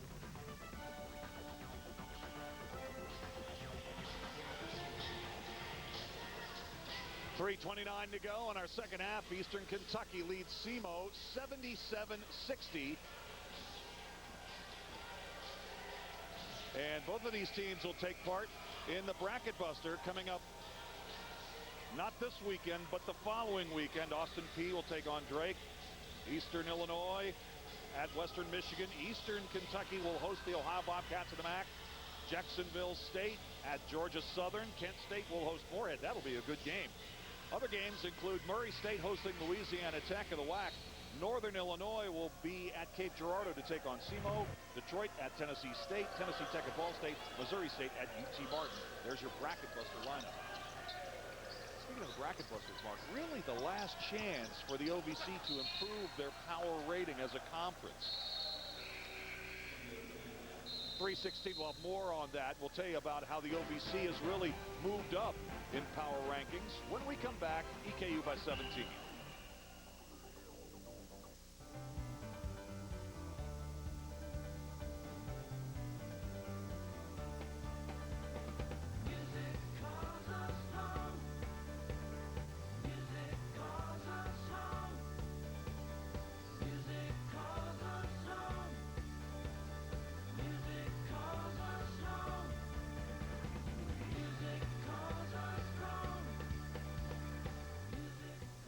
Josh Turner. See you in Nashville. You'll be saying wow every time you use ShamWow. A regular towel doesn't work wet. This works wet or dry. This is for the house, the car, the boat, the RV. ShamWow holds 12 times its weight in liquid. Look at this. It just does the work. Doesn't trip. Doesn't make a mess. Wring it out. You wash it in the washing machine. Made in Germany. You know the Germans always make good stuff. You can cut it in half. ESPNU live out of the Ohio Valley Conference. Eastern Kentucky has had this one comfortably in hand most of the night. They lead by 17 over Southeast Missouri State with just over 3 minutes to play. High lob thrown away. Oh, and we will stay at this end as the ball is deflected out of bounds. Zach Roman, the acting head coach at Southeast Missouri State. He will apply for the permanent position. Moore for three. And the rebound in front of the rim. Russell couldn't knock it in. Loose ball, and it's controlled by Davon Ellis. You know, it's such a critical opportunity for Eastern Kentucky if they can continue to keep this lead. The steal and a finish by Lamont Russell. 15-point game, 2:45 to go, second half. With the Eastern Illinois loss tonight, Eastern Kentucky, they keep moving up toward that number 4 spot when they can host the first round OVC Conference tournament game. Nearly another turnover. Now Taylor takes it back outside and said, let's set this thing up. Milk a little clock. Barring a dramatic last-minute comeback by Southeast Missouri State, they're on the verge of their 14th consecutive loss. And they will go to 0-14 in the OVC. Here's Rose. three. Rose has got 25 tonight. Well, what a beautiful step back right there. Rivalry week on Friday afternoon with women's hoops on ESPNU at 4:30 Eastern. Niagara, the Purple Eagles meet the Loyola Maryland Greyhounds. Women's college basketball, all part of Rivalry Week, presented by Cisco on ESPNU on Friday. For more information, log on to ESPNU.com. Kennard Moore with a quick step, two-point attempt. Papa Opong the rebound. Here's Stomas in the open floor. He gives it off to Rose for the Showtime slam. 20-point edge matches the largest tonight for Eastern Kentucky. Very fundamentally sound, and Southeast Missouri just seems to be running out of gas. We saw that at the end of the first half. We're seeing it here in the second half. They just run out of bodies. And that is going to be a foul called on Davon Ellis. His second. Team foul number 3 on Eastern Kentucky. Boy, EKU, another thing about that 1-3-1 zone and the variety of zones, Mark, they just don't commit any fouls. When you look at John Beeline at Richmond, you look at West Virginia and Michigan, they're always in the top 20 in personal fouls per game, lack thereof. And Jeff Neubauer with this ball club, they sit in that 1-3-1 zone. They don't foul you very much. Opong, the rebound off the miss. Devion Hunter has checked into the game. Freshman from Memphis. Well, you see high school talent from Memphis sprinkled all over this league. Lester Hudson being one of them. And that guy can play. He's going to play at the next level. Final minute. Big night for Camacho with the basketball right now. He's had a strong game. And how about that pass? Nicely done, and the finish by Ellis. Jorge Camacho just never panics. He's always under control. Russell collects it. Camacho with a block. Another block. Jorge Camacho has made a believer out of me. Fast hands in there by Stomas. Nearly got the turnover, and now finally Semo throws it away. For Eastern Kentucky, Mike Lewis comes onto the floor for his first appearance tonight. Mestog returns as well. And Cordaro Ellis, a freshman from Lynchburg, Virginia, E.C. Glass High School, on the floor for the final half minute of play. Mike Rose did it all tonight, didn't he? Really Very impressive. I mean, he's making a case for player of the year right now. For me, it would be Lester Hudson. Drake Reed would be another guy gets strong consideration, but Mike Rose, well, he's definitely one of the top 2-3 players in this conference. Antonio Gilkey chases down the deflection in the backcourt, and there is a turnover. Here's Moore, and Moore is fouled. And the foul was on the floor, so Semo will not shoot free throws again. Southeast Missouri shot only 8 total free throws at Eastern Illinois. Tonight they've only shot 4. 10 seconds to play. Kennard Moore misses. The rebound put back up and in by Johnny Hill. And our final seconds are going to click off here in Richmond, Kentucky. 84-64, that is your final with the victory. Eastern Kentucky is now 15-10, 8-6 in the OVC. They've won 8 of their last 11 games and 4 of their last 5. Southeast Missouri State drops to 3-22, 0-14 in conference play. Semo has lost 14 consecutive games. Well, Eastern Kentucky needed to get it done at home tonight to stay in the race for the number 4 or even 3 spot. This team looks like a winner to me, Dave. I think that this team is hitting on all cylinders at just the right time. We think that it's going to be a race between Eastern Kentucky and Murray State for that 4th place spot. The top 4 in the OVC final regular season standings get to host first-round games, and that is so important on the road to Richmond. Mike Rose, 27 points to lead Eastern Kentucky. We'll hear from some of the victorious Colonels when we come back to Richmond in a moment. Your final, 84-64, EKU over Semo. Everything worth listening to is now on Sirius XM. 69 commercial-free music channels. The most talk, news, and entertainment. every major sport. New programming, new choices, new prices, over 130 channels.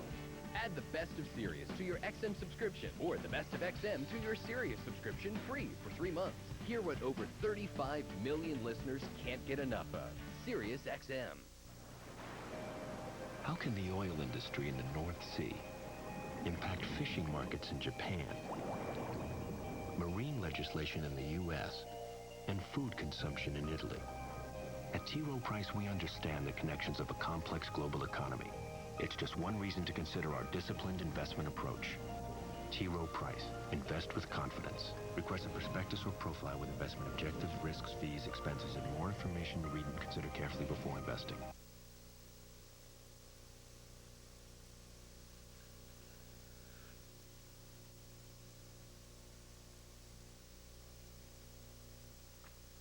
I couldn't find a card that truly encompassed the depth of my feelings, so I made one by hand.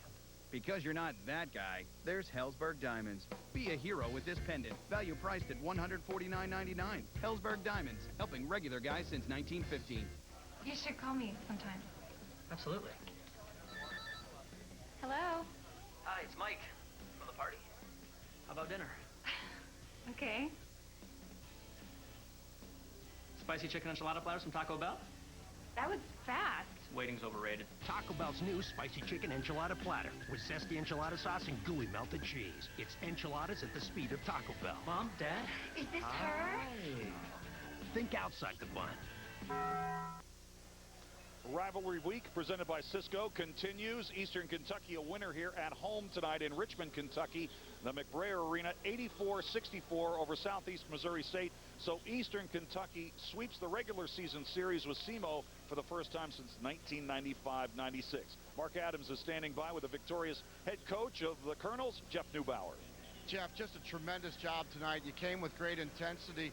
What's been the secret for your success here, really kind of preparing your team coming down the stretch? You always get hot at the right time. What's your secret? Well, I don't know if there's any secret. Our guys did do a good job tonight valuing the ball. I know we only had 3 turnovers at the half. That's always really important to what we do. And so we gave ourselves opportunities at the offensive end, and then our 1-3-1 zone really did create problems once we were able to get into it. Well, that 1-3-1 zone, a staple for John Beeline. You spent a lot of time with him.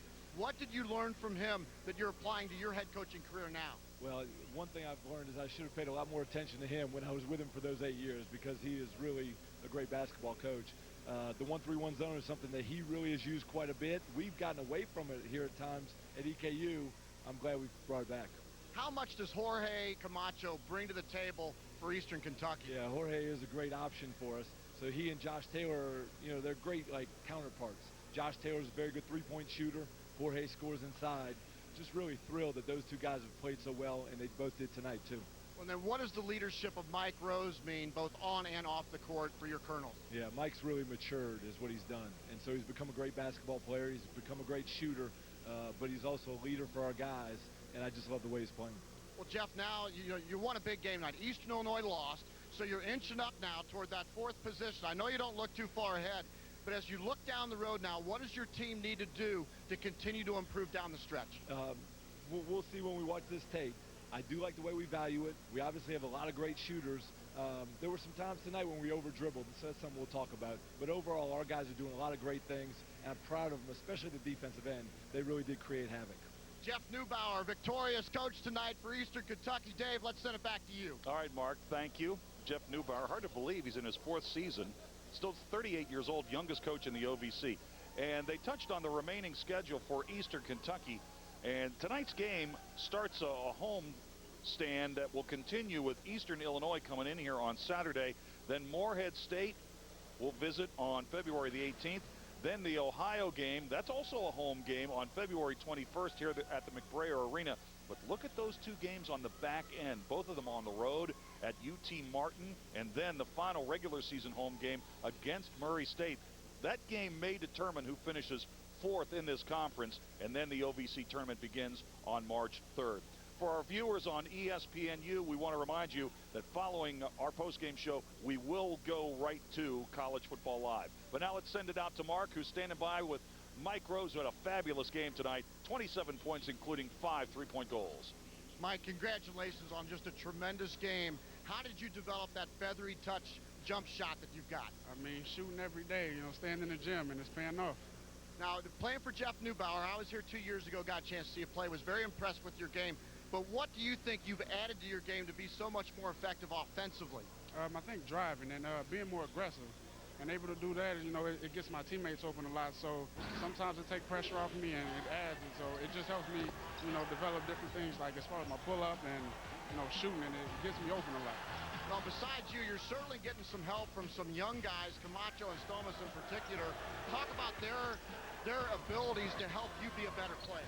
Oh, yeah, definitely. Like, when they're shooting good, it opens it up for me, too. So every game that they can, you know, come out and shoot the way they are, it helps. Now, we're going down the stretch here in the OVC, of course. Eastern Illinois lost tonight, so you guys are now moving up in the standings. But is there one team, more than any other, that you want to make sure you knock off coming down the stretch? Moorhead. We what got a shot. You know, it's our rival, and we got them coming Wednesday. So, you know, hopefully that's going to be a tense and a great game, you know. Well, Mike, congratulations. You're putting up some Player of the Year numbers right now. You're doing a great job, and you're a great representative of this university as well. Dave, let's send it back to you. All right, thanks, guys. Mike Rose tonight, 10 of 19 from the field, including 5 of 11 from outside the arc, 5 rebounds, 4 assists, no turnovers, and 27 points. He had an outstanding game.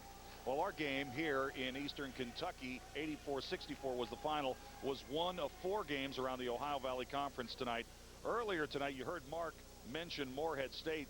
They continue to lead the OVC. They win over the Panthers of Eastern Illinois this evening, the final 64-48. Also in the OVC, UT Martin ran out to a big lead early at Jacksonville State, which had just beaten Eastern Kentucky in their last game.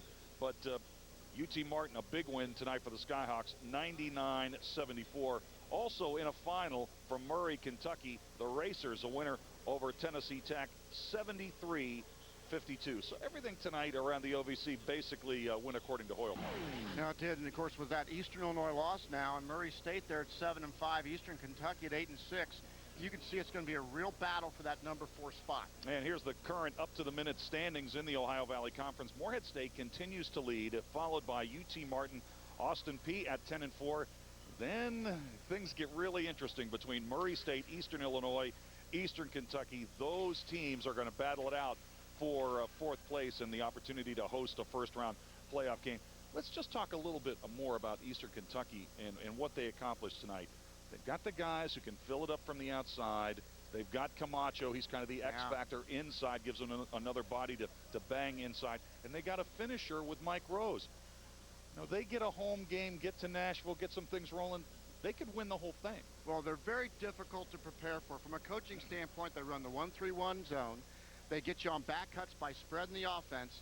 You know, in a 3-day tournament like that, it's very difficult, Dave, to prepare your team in about an hour or so for Eastern Kentucky. So they're a very difficult preparation in the OVC championships. All right, that's going to just about do it here. Once again, our final score, 84-64. For Mark Adams and our entire ESPN crew, I'm Dave Weekley. Coming up next on ESPNU, College Football Live. For more information, log on to ESPNU.com. The proceeding has been an exclusive presentation of ESPN, the worldwide leader in sports.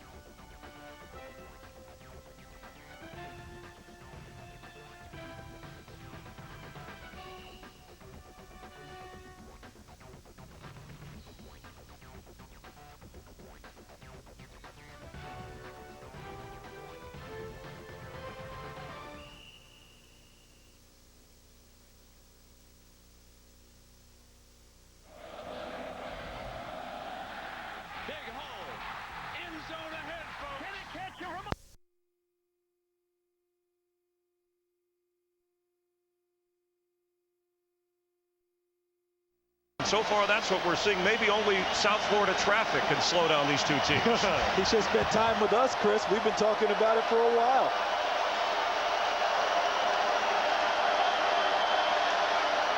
Third down and a little longer than 3, and Hernandez inside the 25.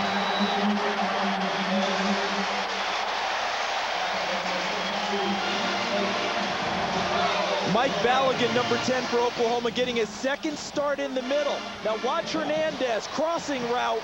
That's going to get him. He comes right across the face of number 10. Look for Florida to continue to try to exploit Balogun in coverage. That's Mike Balogun right there, the middle linebacker. Just his second start as an Oklahoma Sooner. Taking the snap this time from center is Jeffrey Demps. And a flag down before the snap in the final seconds of the quarter. False start, 75, offense. It's a 5-yard penalty. That's a fifth-year senior Phil Troutwine, the left tackle. Certainly interested spectators here tonight. Robert Kraft, the owner of the New England Patriots. And of course alongside Bill Belichick. That's the first time Belichick's been able to hang out the first week of January and not work for a long time. I'm surprised he's smiling, and you know he's not happy about it. He'd rather be coaching. This has been a very disjointed game so far, hasn't it? False start, 75, offense.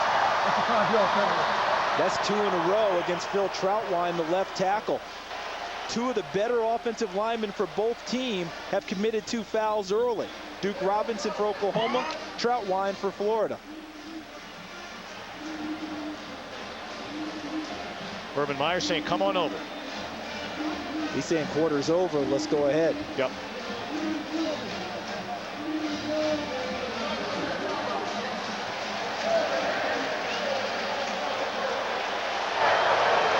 So after 15 minutes of football, the Gators average 45. The Sooners average almost 55. And we are scoreless in Miami.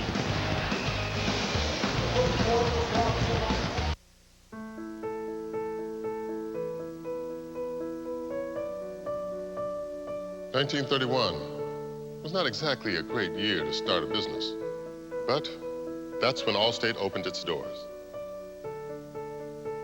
And through the 12 recessions since, they've noticed that after the fears subside, a funny thing happens. People start enjoying the small things in life. A home-cooked meal, time with loved ones, appreciating the things we do have, the things we can count on. It's back to basics. And the basics are good. Protect them. Put them in good hands.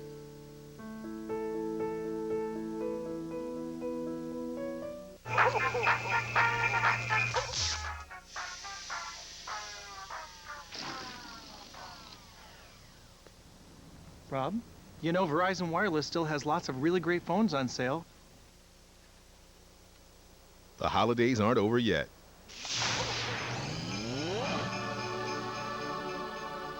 Come to the Verizon Wireless New Year blowout sale for great deals on LG phones, like the versatile Decoy with built-in Bluetooth headset for just $19.99. Verizon Wireless.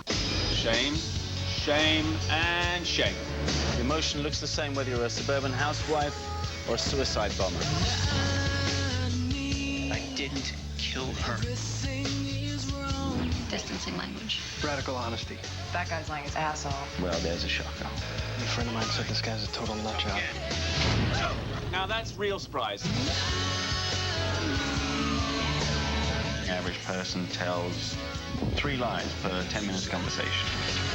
The question is never simply if someone is lying, it's why. The truth is written on all our faces. Lie to Me premieres Wednesday, January 21st on Fox.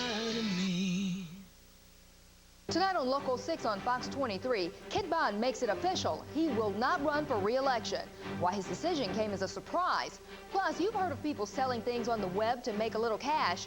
Why some people here are doing it to make ends meet. And you may have more time to get your DTV converter. Another chilly night ahead, but things are looking up tomorrow. Your only news and weather at 9, Local 6 at 9 on Fox 23.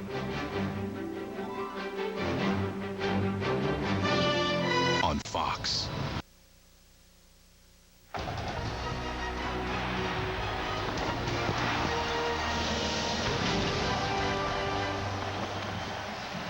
scoreless opening quarter in the FedEx BCS National Championship game. But Florida knocking on the door. 1st and 15 at the Oklahoma 26-yard line. They're coming after Tebow, and the ball tipped into the air as he took a shot from Travis Lewis. Incomplete. Looked like they overloaded him to the left side of the screen. Watch over here. Watch number 28, Travis Lewis. Recruited as a running back and then turned into a safety before they moved him to outside linebacker. He uses his speed to come off the corner, and because they overloaded the line, no one was there to block him, and he hits Tim Tebow and causes the incompletion.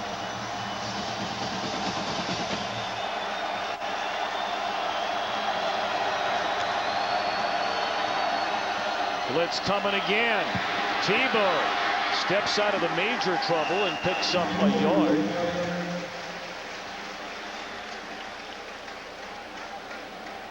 Tack on 5 more beyond that, a gain of 6 in the opening quarter. I mean, these two teams had pretty much run everybody out of the gym. I picked up the phone today and talked to a Division 1A coach whose team is finishing in the top 15 in the country this year, and he said one big key: both teams have to survive the first quarter because the rush comes at you, the onslaught.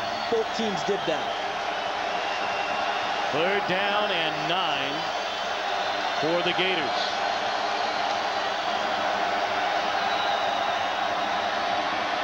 Tebow looking around, still looking, throws, caught. And is it a touchdown or is the ball loose? It is a touchdown.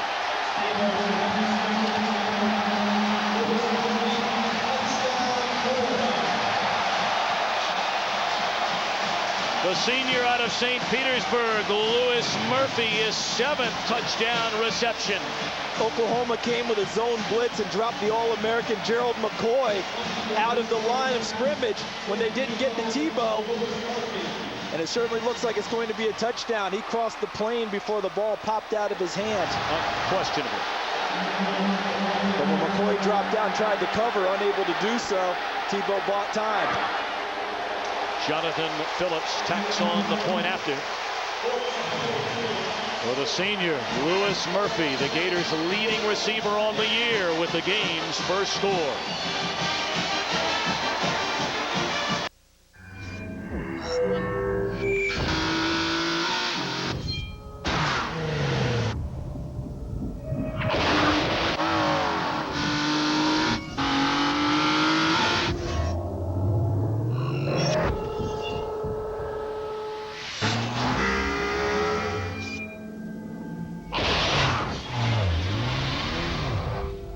The all-new Nissan Z.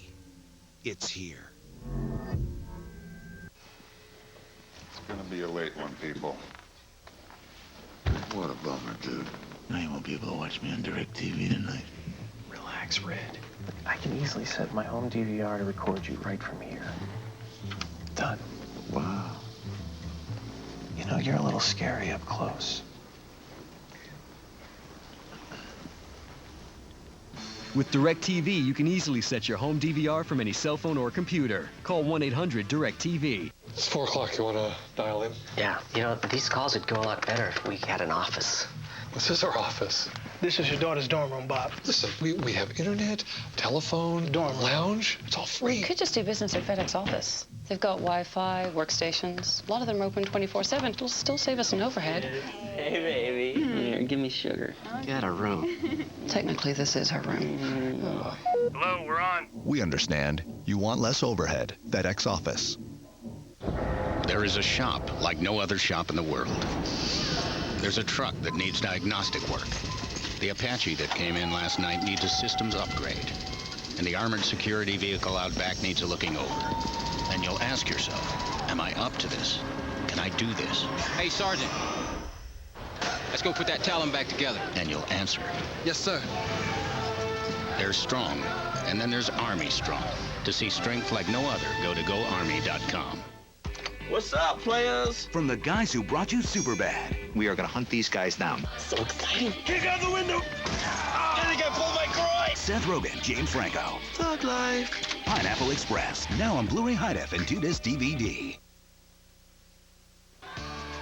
This week, Tostitos celebrated the pride and passion of the true blue college football fan by providing two teams of fans from Ohio State and Texas the opportunity to compete in a series of challenges in a race to the bowl and earn up to $250,000 in scholarships for their schools. To learn more, go to www.tostitos.com. Well, what a great Tostitos Fiesta Bowl that was. A thriller between the Buckeyes and the Longhorns. Texas coming out on top. 12 plays, 86 yards for Tebow and company. Capped off on a 20-yard touchdown strike to Lewis Murphy. Joaquin Iglesias from the 7. And he's all the way out to the 35-yard line.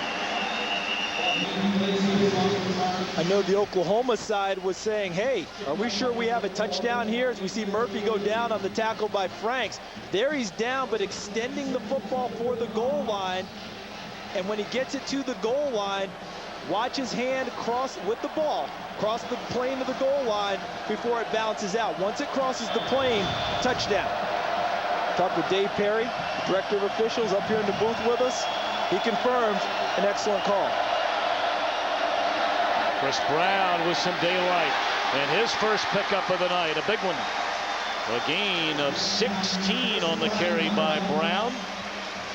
So Brown, the man on the main stage again, as he was in '06 when he replaced Adrian Peterson and Alan Patrick. Watch the left side of the offensive line by Oklahoma. They talk all the time about Oklahoma pass protecting. There they are, chopping a hole in the Florida defense in the run game. Patrick, another big gainer. And all the way down to the 34-yard line, it's Chris Brown, the leading rusher this season, despite only starting one game. DeMarco Murray was their regular starter, both carrying for over 1,000 yards. And notice the tempo of Oklahoma now, a lot quicker on this drive. The first two plays were bang, bang right at Florida. Now they're back looking at the sideline again. I think Florida likes it when they spend a lot of time looking at the sideline. It helps them settle. They've got that lead blocker now in there. Brody Eldridge and Brown in the open field. 3 straight carries and 3 big ones for the Sooners. Tom, you know what helped transform the season for Oklahoma? The loss to Texas. And Brody Eldridge is one of the better blockers in the nation, the best one for Oklahoma. He's playing fullback now. But the loss to Texas, they said they had to run it more. Bradford caught by Cheney down to the 7. Another Oklahoma first down. Tom, again, the tempo is picked up for Oklahoma. Straight away, getting right at Florida. And this is the tempo Oklahoma likes to play, putting Florida on their heels a bit.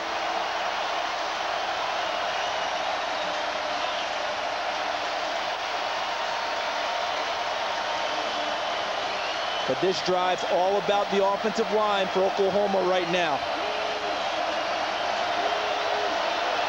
Again, Eldridge lined up in the I formation.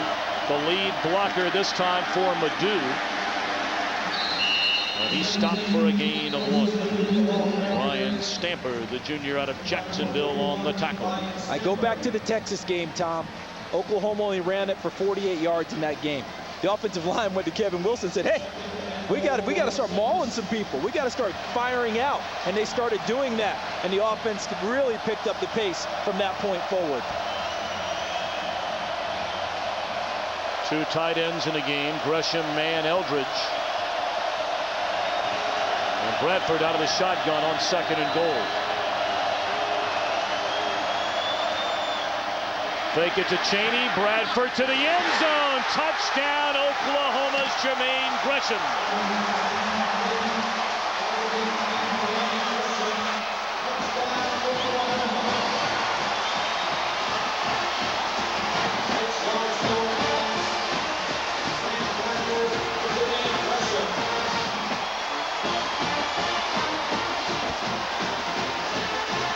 No scoring in the first 15 minutes. In 3 minutes and 11 seconds, we have 14 on the board. Point after by the redshirt freshman Jimmy Stevens is good. Jermaine Gresham, his 4th touchdown reception in the last 4 games.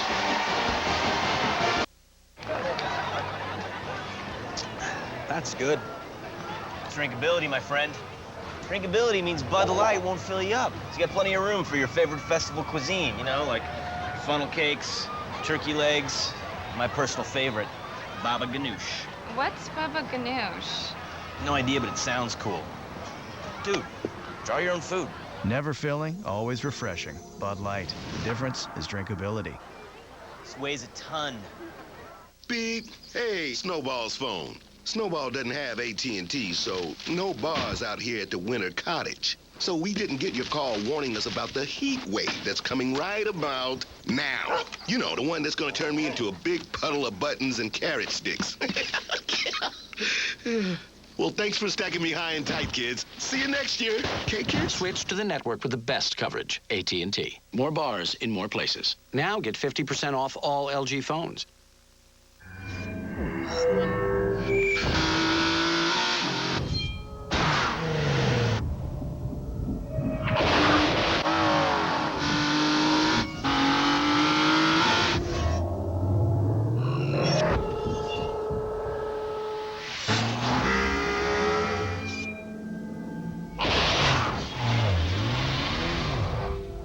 The all-new Nissan Z. It's here. The scrumptious taste of Domino's oven-baked sandwiches beats Subway's in a national taste test 2-to-1. Just how much is 2-to-1? We consulted these experts. Let's say my IQ represents the number of people who prefer Domino's. Then an average fifth grader's IQ represents the number of people who prefer Subway. Subway, Domino's oven-baked sandwiches. Domino's oven-baked sandwiches. The taste that beats Subway's in a national taste test 2-to-1. Starting at $4.99. Who beat Subway in a national taste test? Domino's. The FedEx BCS National Championship on Fox is sponsored by Bud Light. The difference is drinkability.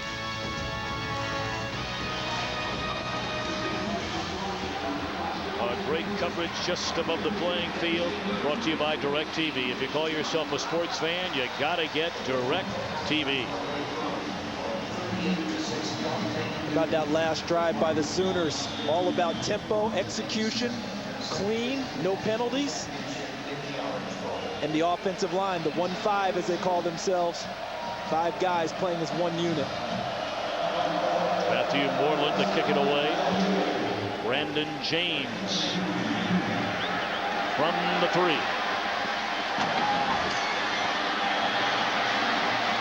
Excellent kickoff coverage by Oklahoma. That has not been the case through most of this entire season. Of course, this weekend, the big fellas, the NFC's top 2 teams back in action start on Saturday. The Arizona Cardinals and the Carolina Panthers, and Sunday the Eagles take on the Giants. Coverage begins with America's #1 pregame show, Saturday, 7:30 p.m. Eastern, 4:30 Pacific. Then Sunday at noon Eastern, 9 a.m. Pacific in high definition, only on Fox.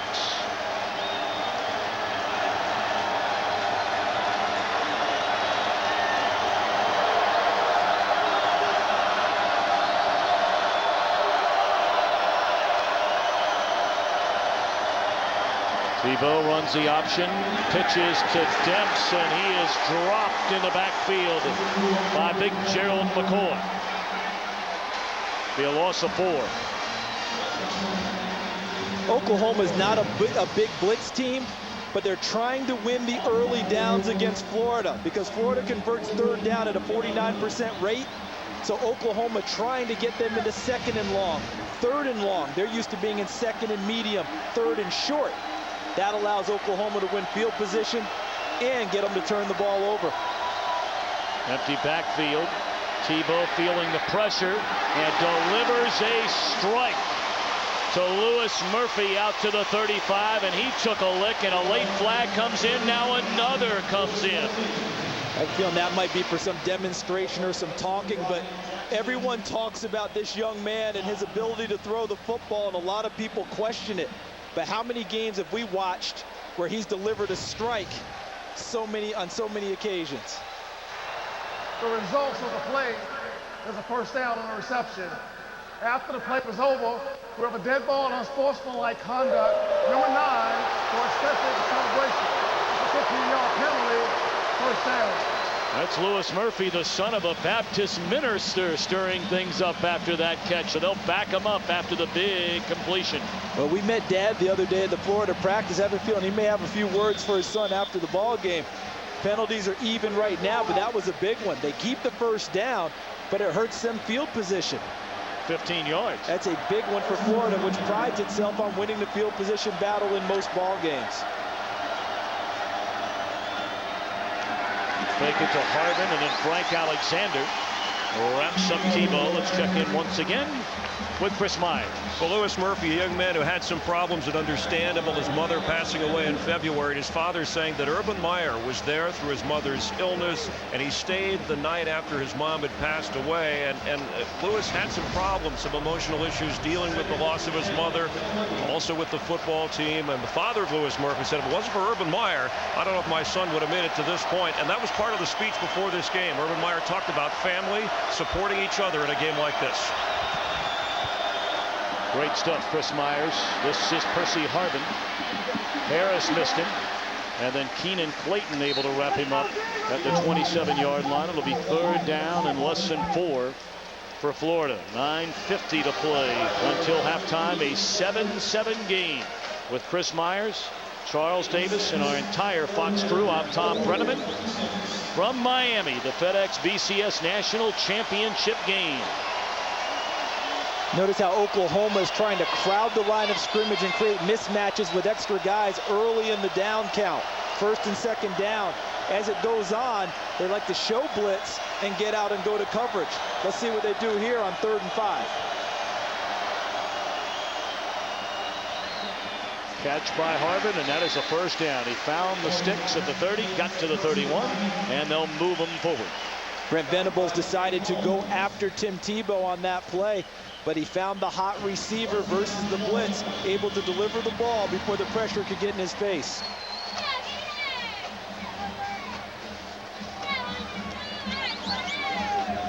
Florida won its first 3 games this season, including victories over Miami and Tennessee. Then the final weekend of September, stunned in the swamp by Ole Miss. A game which they lost 3 fumbles. Tim Tebow sacked 3 times.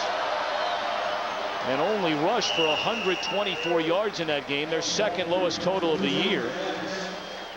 But then in their final 9 games, they averaged almost 270 rushing yards per game. Coming up on the Southwest Halftime Report, Chris Rose, Jimmy Johnson, Barry Switzer, and Eddie George will have the first half analysis, followed by performances from the Florida and Oklahoma marching bands. See if Florida tries to get some type of misdirection, crossing routes again. That's where they've been very successful, trying to work against the linebackers of Oklahoma. Tebow will keep it. And they've really bottled him up in the run game. In fact, they have bottled up this entire Gator run game. Done a nice job. That means the defensive line of Oklahoma is winning its battles versus the offensive line of Florida. Able to take the space, take the gaps, what people call run fits. Everyone in the right gap, in the right spot, nowhere for Tebow to go. 3rd and 5.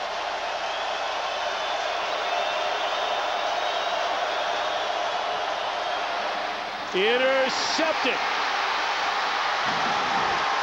And down to the 27-yard line again, it's big Gerald McCoy.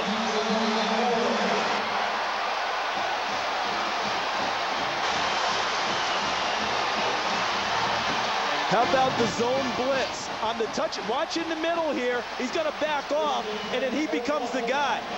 Talk about Gerald McCoy. They had 2 guys, both in the middle. Adrian Taylor, 86. Gerald McCoy, 93. The 2 defensive tackles faked the rush, dropped into zone coverage. Tim Tebow didn't read it correctly, threw it right to the defensive tackle. Tebow has thrown as many interceptions in the game tonight as he threw through the entire season, 13 games. Let's see if Oklahoma tries to attack right now off of a sudden change with the most accurate thrower in the game and the Heisman Trophy winner. They're going to hand it to Brown inside the 20. Run out of bounds inside the 10. Charlie Strong, the defensive coordinator for Florida, said we cannot let Oklahoma run the football. Oklahoma is running the football at will right now. The left side of the line, Phil Lodeholt, 79, Duke Robinson, 72, and John Cooper, the center, number 50. Plus, they're getting help from their tight end and fullback. Look at those numbers for Chris Brown. And they say he's not the home run hitter. But if you look at the numbers through the year, Tom, he had more 20-yard runs than DeMarco Murray had. So he can move it better than what people give him credit for. And there are those that will tell you that Chris Brown, only a junior, has a very bright future not only at Oklahoma but beyond. He's so versatile. This offensive line for Oklahoma is telling their coaching staff while they look over, will you just keep running the football? Their confidence very high right now that they can create gaps in the Florida defense. Brown again. Cuts it back to the inside, tripped up inside the 5, down to the 4 by Janoris Jenkins. 3rd and goal. If you're an offensive lineman right now, you don't want to hear any call except run the football. You see Charlie Strong try to get this Florida team lined up as the tempo increases for Oklahoma.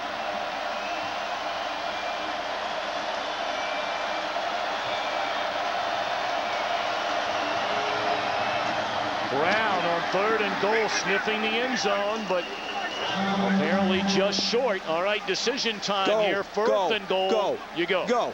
Go. Everything's working for them the way they want. You go heavy set right now, and you either pound it at them or you go play action and throw it into the end zone and find Jermaine Gresham. But this offensive line wants to run the football. Clapp and Eldridge check in as extra blockers, along with Gresham. Jumbo set. Surprised they're even hesitating. Let those big guys go.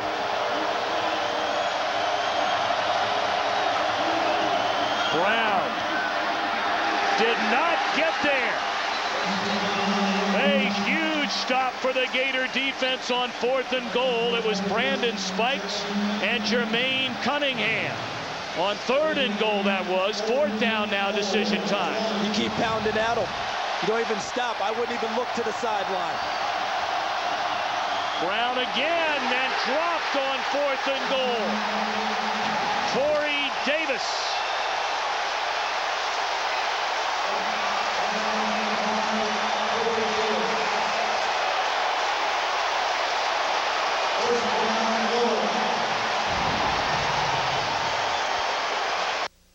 There are certain areas in Paris that you should avoid. Mom says your job made you paranoid.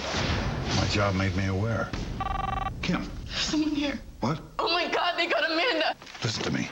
Go to the next bedroom. Get onto the bed. I'm here. The next part is very important. They're going to take you. You will have 5, maybe 10 seconds. Shout out everything you see about them. They're leaving. I think they're... Taken. Rated PG-13.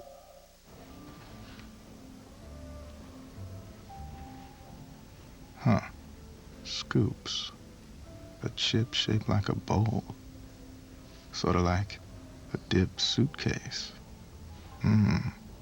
Edible food luggage. Would you like to check that carry-on, sir? No, I think I'll eat it. Thank you. Here's the food bowls that are actually food.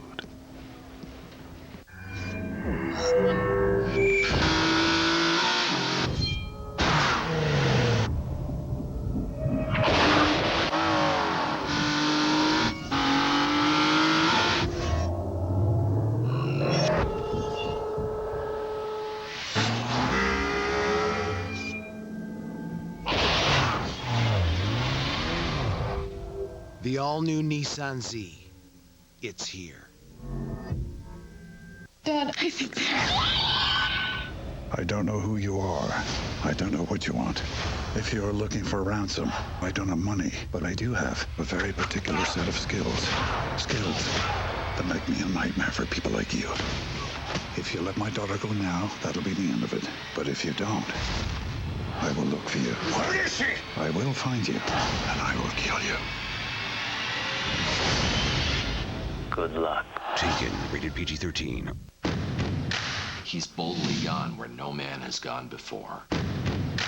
When did that happen? This January, television's most difficult doctor is taking on a new night. Great. Now everyone knows. Well, the Nissan Z factor in tonight's game. The Florida defense on this drive. And how about them? Back-to-back plays, big plays after Oklahoma pounded them getting down to near the goal line. The Nissan Z Factor brought to you by the all-new Nissan 370Z with the world's first Synchro Rev match manual transmission. For more information on today's Nissan Z Factor, log on to foxsports.com, keyword BCS. And that was a huge play by Torrey Davis in the Florida defense, but I still don't question Oklahoma going for it there. Momentum was on their side. Now they've got field position on their side. It's up to their defense to help them out.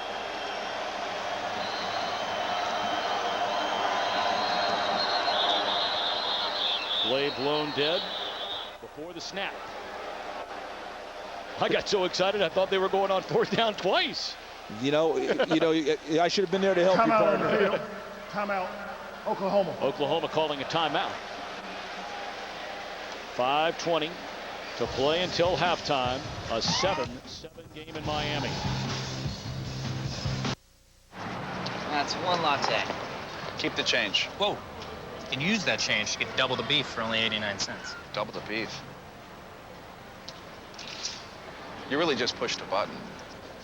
Change the way you see change. Taco Bell's cheesy double beef burrito. A double portion of seasoned ground beef smothered in melty nacho cheese sauce. It's double the beef for only 89 cents. Can I get some change, please? Why pay more? When you search for a car at autotrader.com, we send more cars your way than anyone. A lot more cars. So you can narrow it down by model, the color, even the price. When you search from the largest selection, That's the one. you get the car you want at the price you want. Autotrader.com, the ultimate automotive marketplace.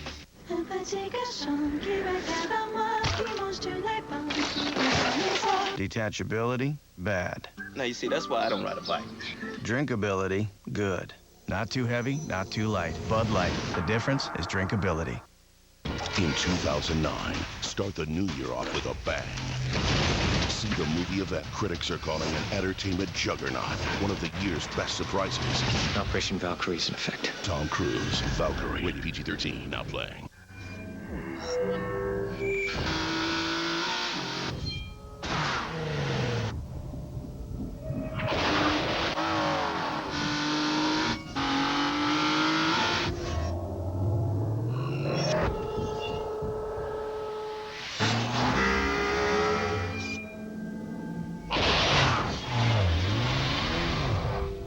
The all-new Nissan Z.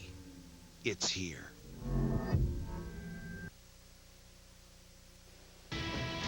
The FedEx BCS National Championship on Fox is sponsored by Nissan, who invites you to ship the way you move. By Taco Bell, think outside the bun. And by Autotrader.com, you'll find the car you want at the price you want at Autotrader.com. 2 years ago tonight, that young man, Chris Leak, named the BCS National Championship Offensive MVP, leading the Gators to the victory over the Ohio State Buckeyes.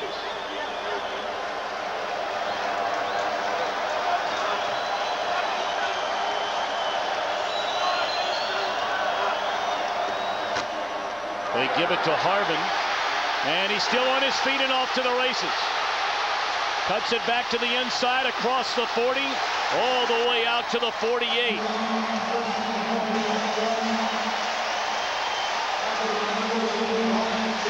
A 45-yard run for Percy Harvin. And the little guys from Florida do not mind running inside. Balogun, number 10, misses. Holmes, number 11, misses. Jackson, number 2, misses one time and able to bring him down by a shirt tail out near midfield.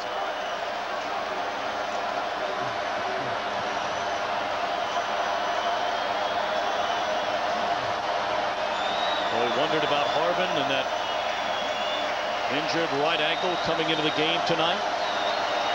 So far, so great.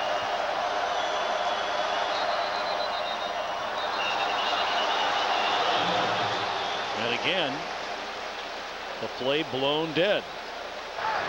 Cross to the snap. False start. 55. Offense. That's a 5-yard penalty. That's Mike Pouncey, the Pouncey twins. Mike, the right guard. Twin brother Marquise, the center. By far the bulk of the penalties tonight, both offensive lines. The big guys anxious to get at someone.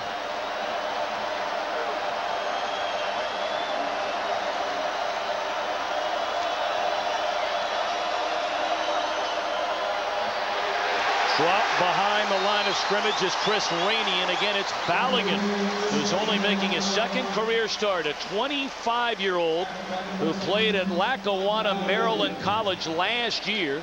Did not play high school football his junior or senior years in high school. 3 years ago was a full-time construction worker, and they found him on an internet recruiting service. Played a little semi-pro ball, the Prince George Jets, the Maryland Marauders, before he went to Lackawanna. 25 years old, but gaining in confidence on every snap here in the title game.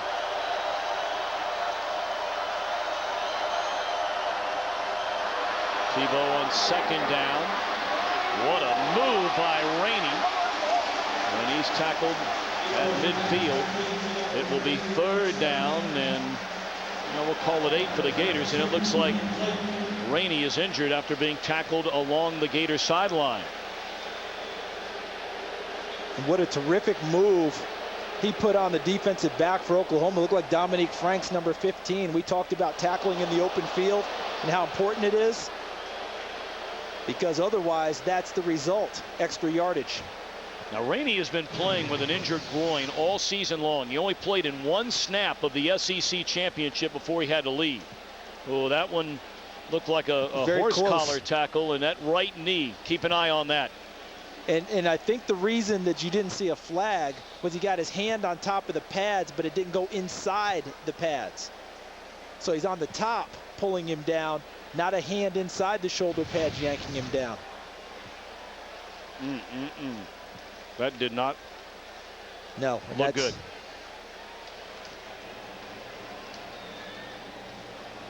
We'll take a break. Back in a moment.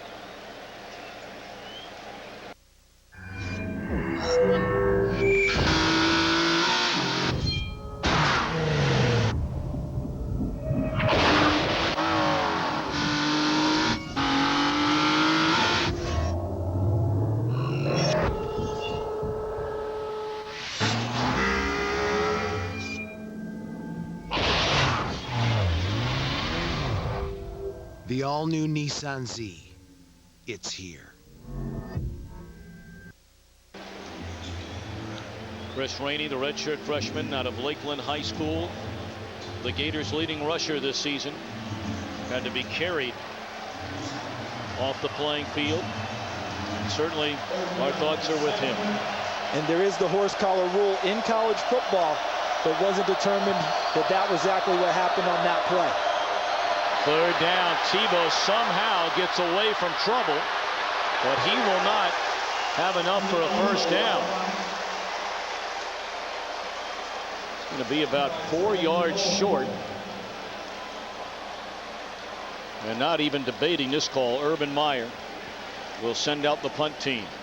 And if you're Oklahoma, as we look at Tim Tebow, uncharacteristic, 2 interceptions tonight. 2 all year long. You made the point earlier, Tom, but right now if you're Oklahoma, you play punt safe because of Florida having the ability to fake a punt. This one blasted into the end zone by Chaz Henry.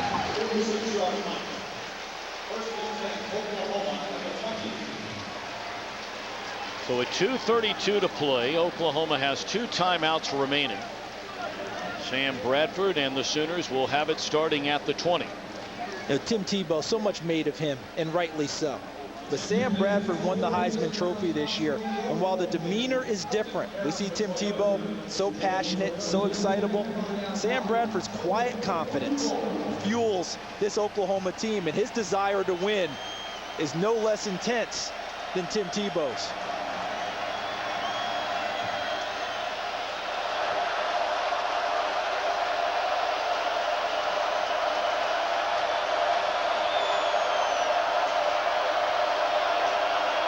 Option, pitch it to Moses Madu.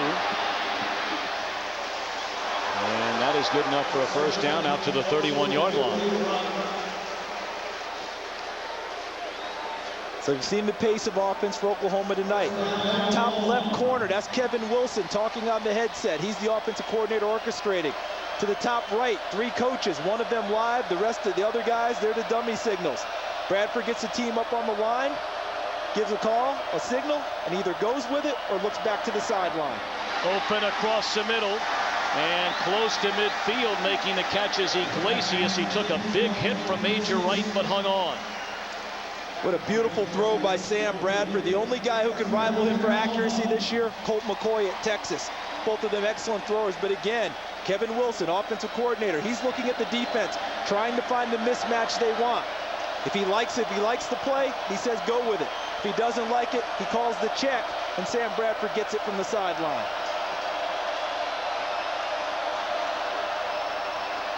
Bradford slings it out to Broyles, and he's into Gator territory at the 46. Clock continues to run. For those of you, the difference among many between the pro game and the college game, obviously the clock does not stop at the 2-minute warning. It does stop to set the chains after each first down, so you get a mini timeout that way when you're running 2-minute offense. So it looks like they want to come after him. And Bradford gets rid of it to Manuel Johnson, who's out of bounds at the 40-yard line. 2 timeouts left for the Sooners. 1:22 to play until halftime in a 7-7 game. How about the adaptability of this Oklahoma offense? Last drive against Charlie Strong's defensive troops, they ran the ball the way downfield. This time, quick passes.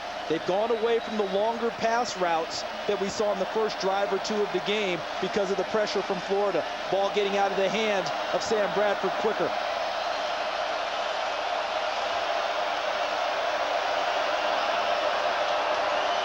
They're coming after Bradford, who gets rid of it to Iglesias. And that'll be a gain of 3. Clock down to 1:15 and running. These Oklahoma receivers are answering the challenge from the Florida secondary tonight, Tom. They're being challenged, pressed, harassed as they haven't been for a long time this season. And the Oklahoma receivers are showing quite well thus far. Bradford to the tight end Gresham, and he stays in bounds and is chopped down at the 33-yard line.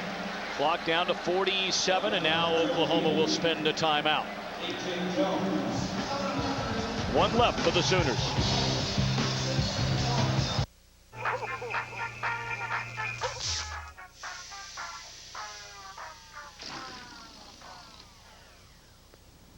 Rob, you know Verizon Wireless still has lots of really great phones on sale.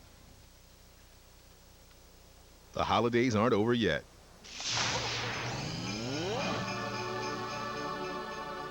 Come to the Verizon Wireless New Year blowout sale for great deals on LG phones, like the versatile Decoy with built-in Bluetooth headset for just $19.99. Verizon Wireless. Coming up on the Southwest Halftime Report, Chris Rose, Jimmy Johnson, Barry Switzer, and Eddie George will analyze the opening half, followed by performances from both the Florida and Oklahoma marching bands. Our prayer certainly with that young man, an ugly injury to Chris Rainey. For more, here's Chris Myers. He was in twisting, excruciating pain, and Dr. Pete Endelicato is taking him for x-rays. They had crutches nearby. It's a right ankle sprain. Rainey is questionable for the rest of the game. 47 seconds left until halftime. A 3rd down for Oklahoma. And it looked like forward progress on the catch by Iglesias was enough for a first down. They will stop the clock, move the chains, and then start the clock again. And this is where Oklahoma's tempo helps them. They're used to playing this fast. Bradford to a wide open receiver. Broyles, he's inside the 20, still on his feet, down to the 17-yard line. Clock will stop again. and it should be another first down, shouldn't it? Yep. And it's another first down, as you said, stops the clock, conserves the timeouts for Oklahoma.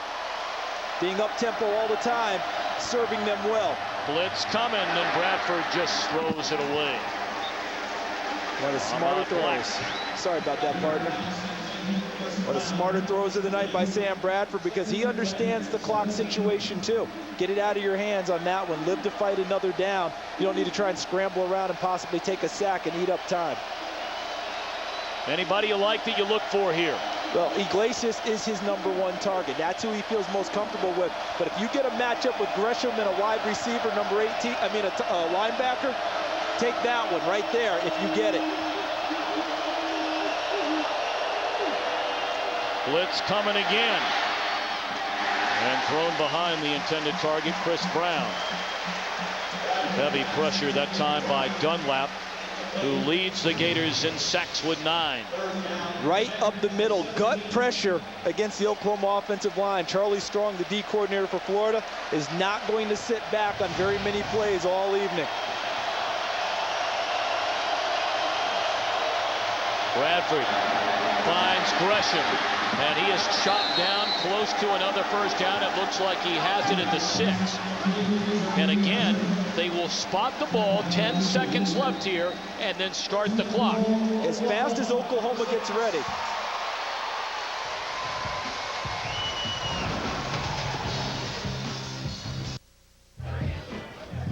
Oh, man, that's good. It's drinkability. Let me explain. According to my poll, 41% thought drinkability meant the ability to drink. 26% said easy to swallow. One guy in Boston told me to get out of his yard. Actually, drinkability means that Bud Light is just the right taste. This is one of your nicer maps. Not too heavy, not too light. Bud Light. The difference is drinkability. I do. I exercise daily. I do. Oklahoma spending its final timeout of this opening half. They have the ball 1st and goal at the Florida 6 in a 7-7 game. So now they have to throw the ball into the end zone, Tom, on this play, or throw it away to try and conserve a field goal attempt. Brandon Spike's not in the game. They've already been denied inside the 10 on 1st and goal and stopped on a 4th down carry. Iglesias isolated to the top of your screen. But Bradford not looking that way. It's batted in the air and intercepted by Major Wright.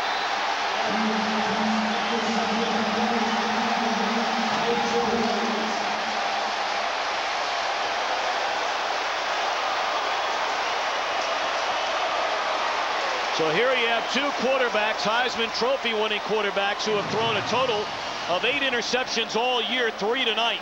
And the ball bouncing off of Manny Johnson as it was played and contested by Joe Hayden. How many other guys touched it? Black 35, 41 Stamper. Ball goes in the air. There's Black keeping it alive. Look at that, Wright finally coming up with the football, and Florida foils them again at the goal line. What would we say about offenses coming in this game? I don't remember a thing about that. 54 and 45. What a great job by Florida on 2 different defensive stands. We knew Florida's defense had been dynamite statistically all year. Oklahoma's defense has been mighty impressive through the first half tonight. Guys standing by in Los Angeles with the Southwest halftime show. A 7-7 game in Miami. In the SEC, we proudly stand by our numbers. During the 2007-2008 academic year, SEC teams captured 5 national championships, while 8 student athletes were honored as the best in their sport. It was a banner year in the classroom as well, as nearly 50% of our student athletes were named to the SEC Academic Honor Roll. Whatever the arena, our numbers proudly tell the story of the Southeastern Conference. The SEC, our future is now.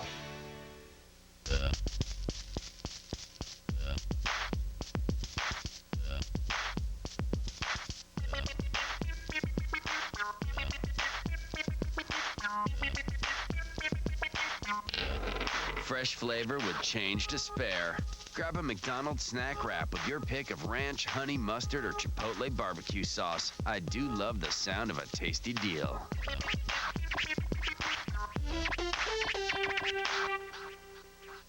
Hey guys, did you get anything cool this year? I got this sweater from my mom. Festive. Well, I'm just glad Alltel's holiday sale's finally over. Ooh, these came out nice. Wait, what's he doing? Maybe nobody will notice. Cool phones. Now what? Well, maybe that sweater will scare them away. What do you mean? Hurry in for this LG Swift with quick keys at the New Year New phone sale, or the Motorola Hint with a QWERTY keyboard. And check out our latest touchscreen phone, the Samsung Delve at Alltel Wireless. For whatever life throws at you, Plaza Tire Service has great prices on truck and SUV tires. Primewell PA 100s, only $99.95 each at Plaza Tire Service. Warning, you're only as tough as your tires. At Plaza Tire Service, we have the brands you want, from Bridgestone to Dayton, Pirelli, and more. Plaza Tire has more choices direct from more manufacturers. For tires, wheels, alignments, brakes, repair work, and more. Visit Plaza Tire Service today and keep your vehicle on the road. Combos, combos, combos! Coming to Arby's right now. We're practically giving combos away. There are so many to choose from. It's crazy. Literally crazy. You want Texas toast? We've got not one, not two, but 3 Texas toast combos to choose from. Everything is big in Texas, and these combos are huge. Choose from deluxe, double cheese, or classic roast beef, all with huge slices of Texas toast and fries and a drink. Bring your appetite. These combos are not fooling around. Any of our combos can be yours for just $3.99. If you don't take advantage of these combos, you're crazy. I'm thinking combos. I'm thinking Arby's. The area's only 9 o'clock weather forecast is on Local 6 at 9 on Fox 23. Welcome to the Southwest Airlines halftime show, and a strange first half led to plenty of strange bounces, including this one with a few seconds left. Major Wright with a major play. Florida and Oklahoma tied at 7 at the FedEx BCS National Championship game. Welcome back inside our LA-based studios. Chris Rose, Eddie George, Barry Switzer, Jimmy Johnson. Jimmy, where are all the points we were talking about in the pregame? Chris, these two defenses, they've had a full month to prepare for anything these high-powered offenses might throw at them. Not only are they thoroughly prepared, for what they have been doing, the defenses, they've had time to add some new wrinkles in getting ready for this ball game.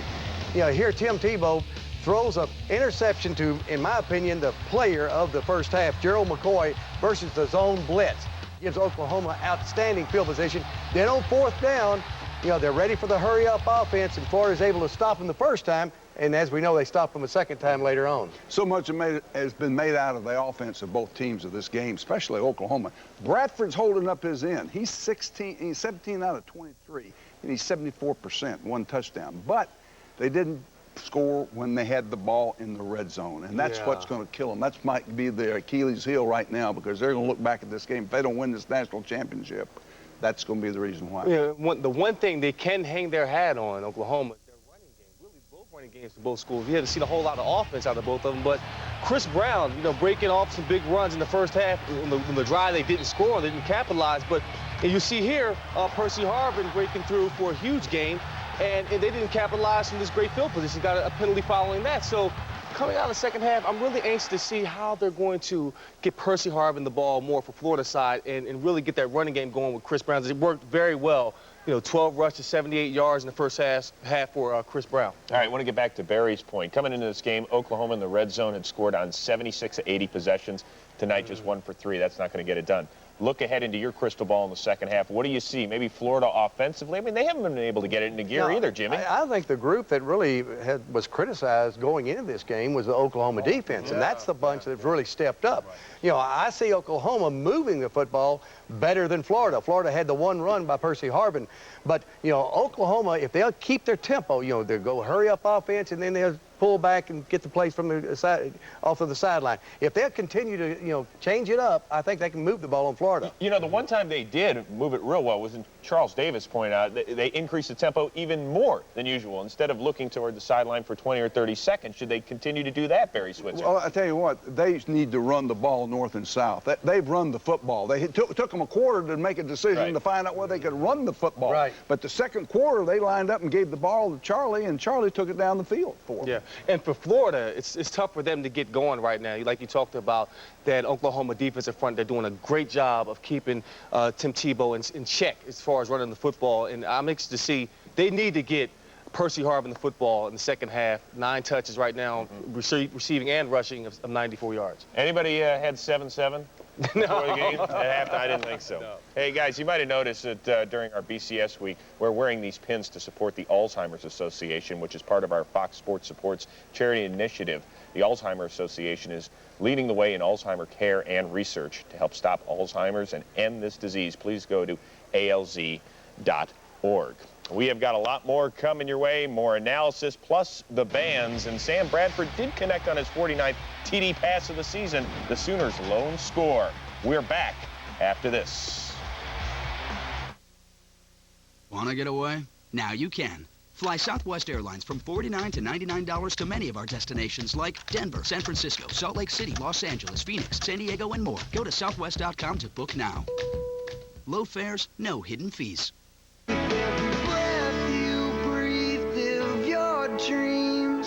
Every chance you take and every move you make, live your dreams away. Find a way to find a way, find a way to find a way, find a way to find a way to live your dreams away.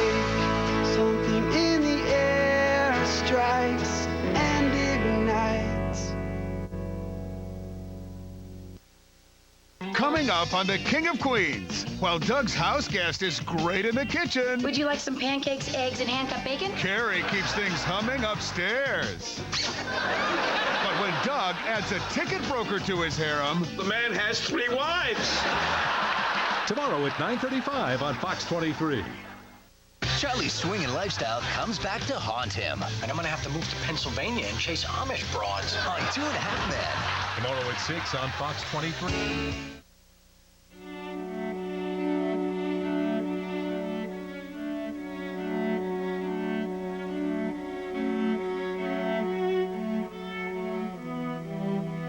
There are 380,000 NCAA student athletes. And most of us will go pro in something other than sports. In something other than sports. To learn more, go to ncaa.org.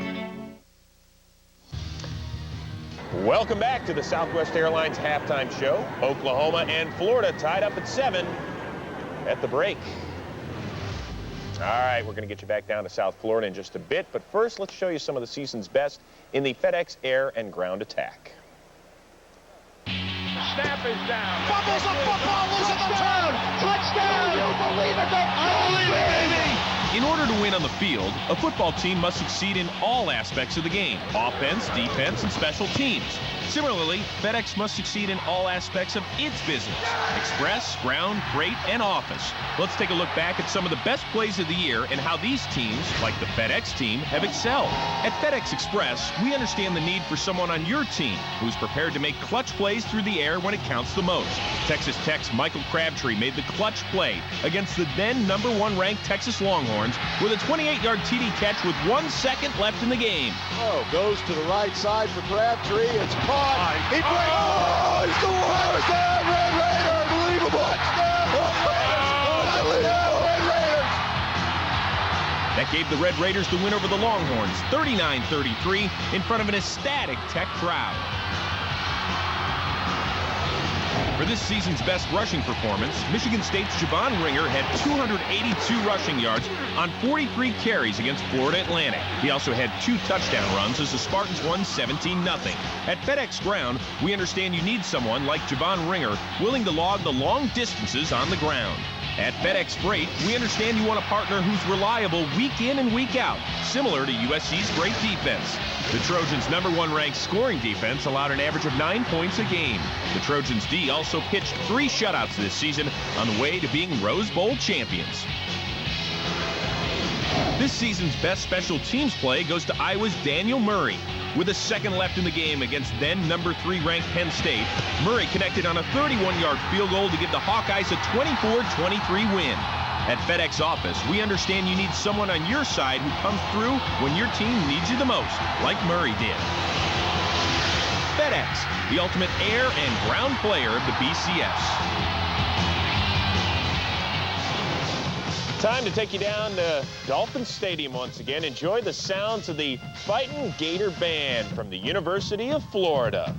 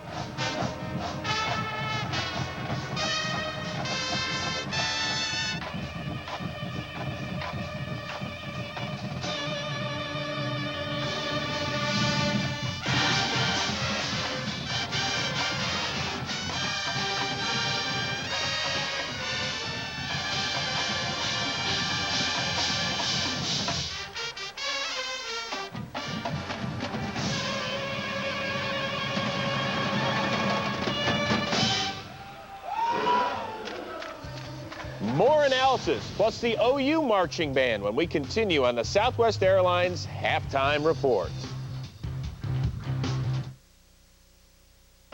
In the heart of our country is a great university.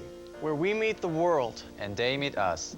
OU is a leader in study abroad exchanges. Where great students study. OU is #1 in the nation in National Merit Scholars enrolled at a public university. And our scholarships continue to rise. They've doubled in less than 4 years. We're a family. With one purpose, one goal. To make a difference. The University of Oklahoma. We have it all.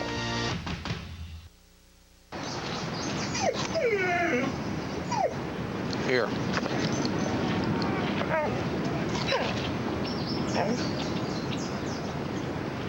Are you serious?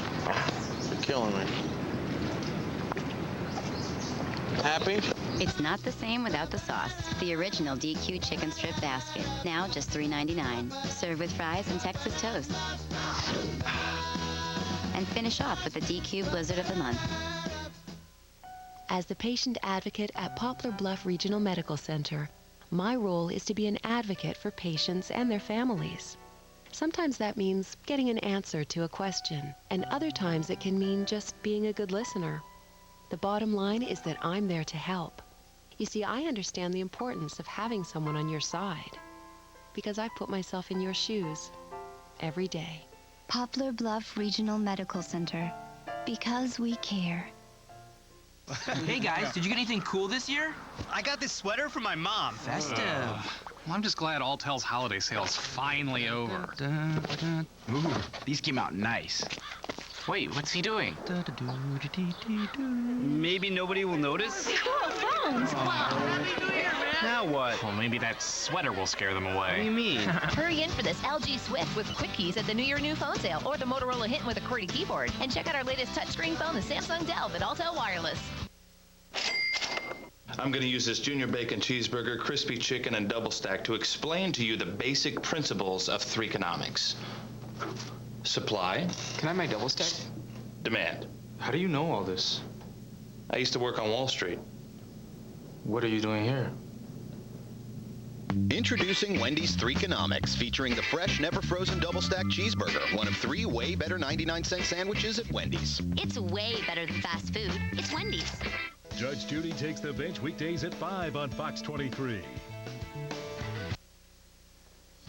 We continue on with the Southwest Airlines halftime report. OU and Florida tied at 7, and Barry Switzer a little bummed because his boys got shut out twice in the red zone in the first half. So, Barry, you know what? We're going to cheer you up. Here is the pride of Oklahoma.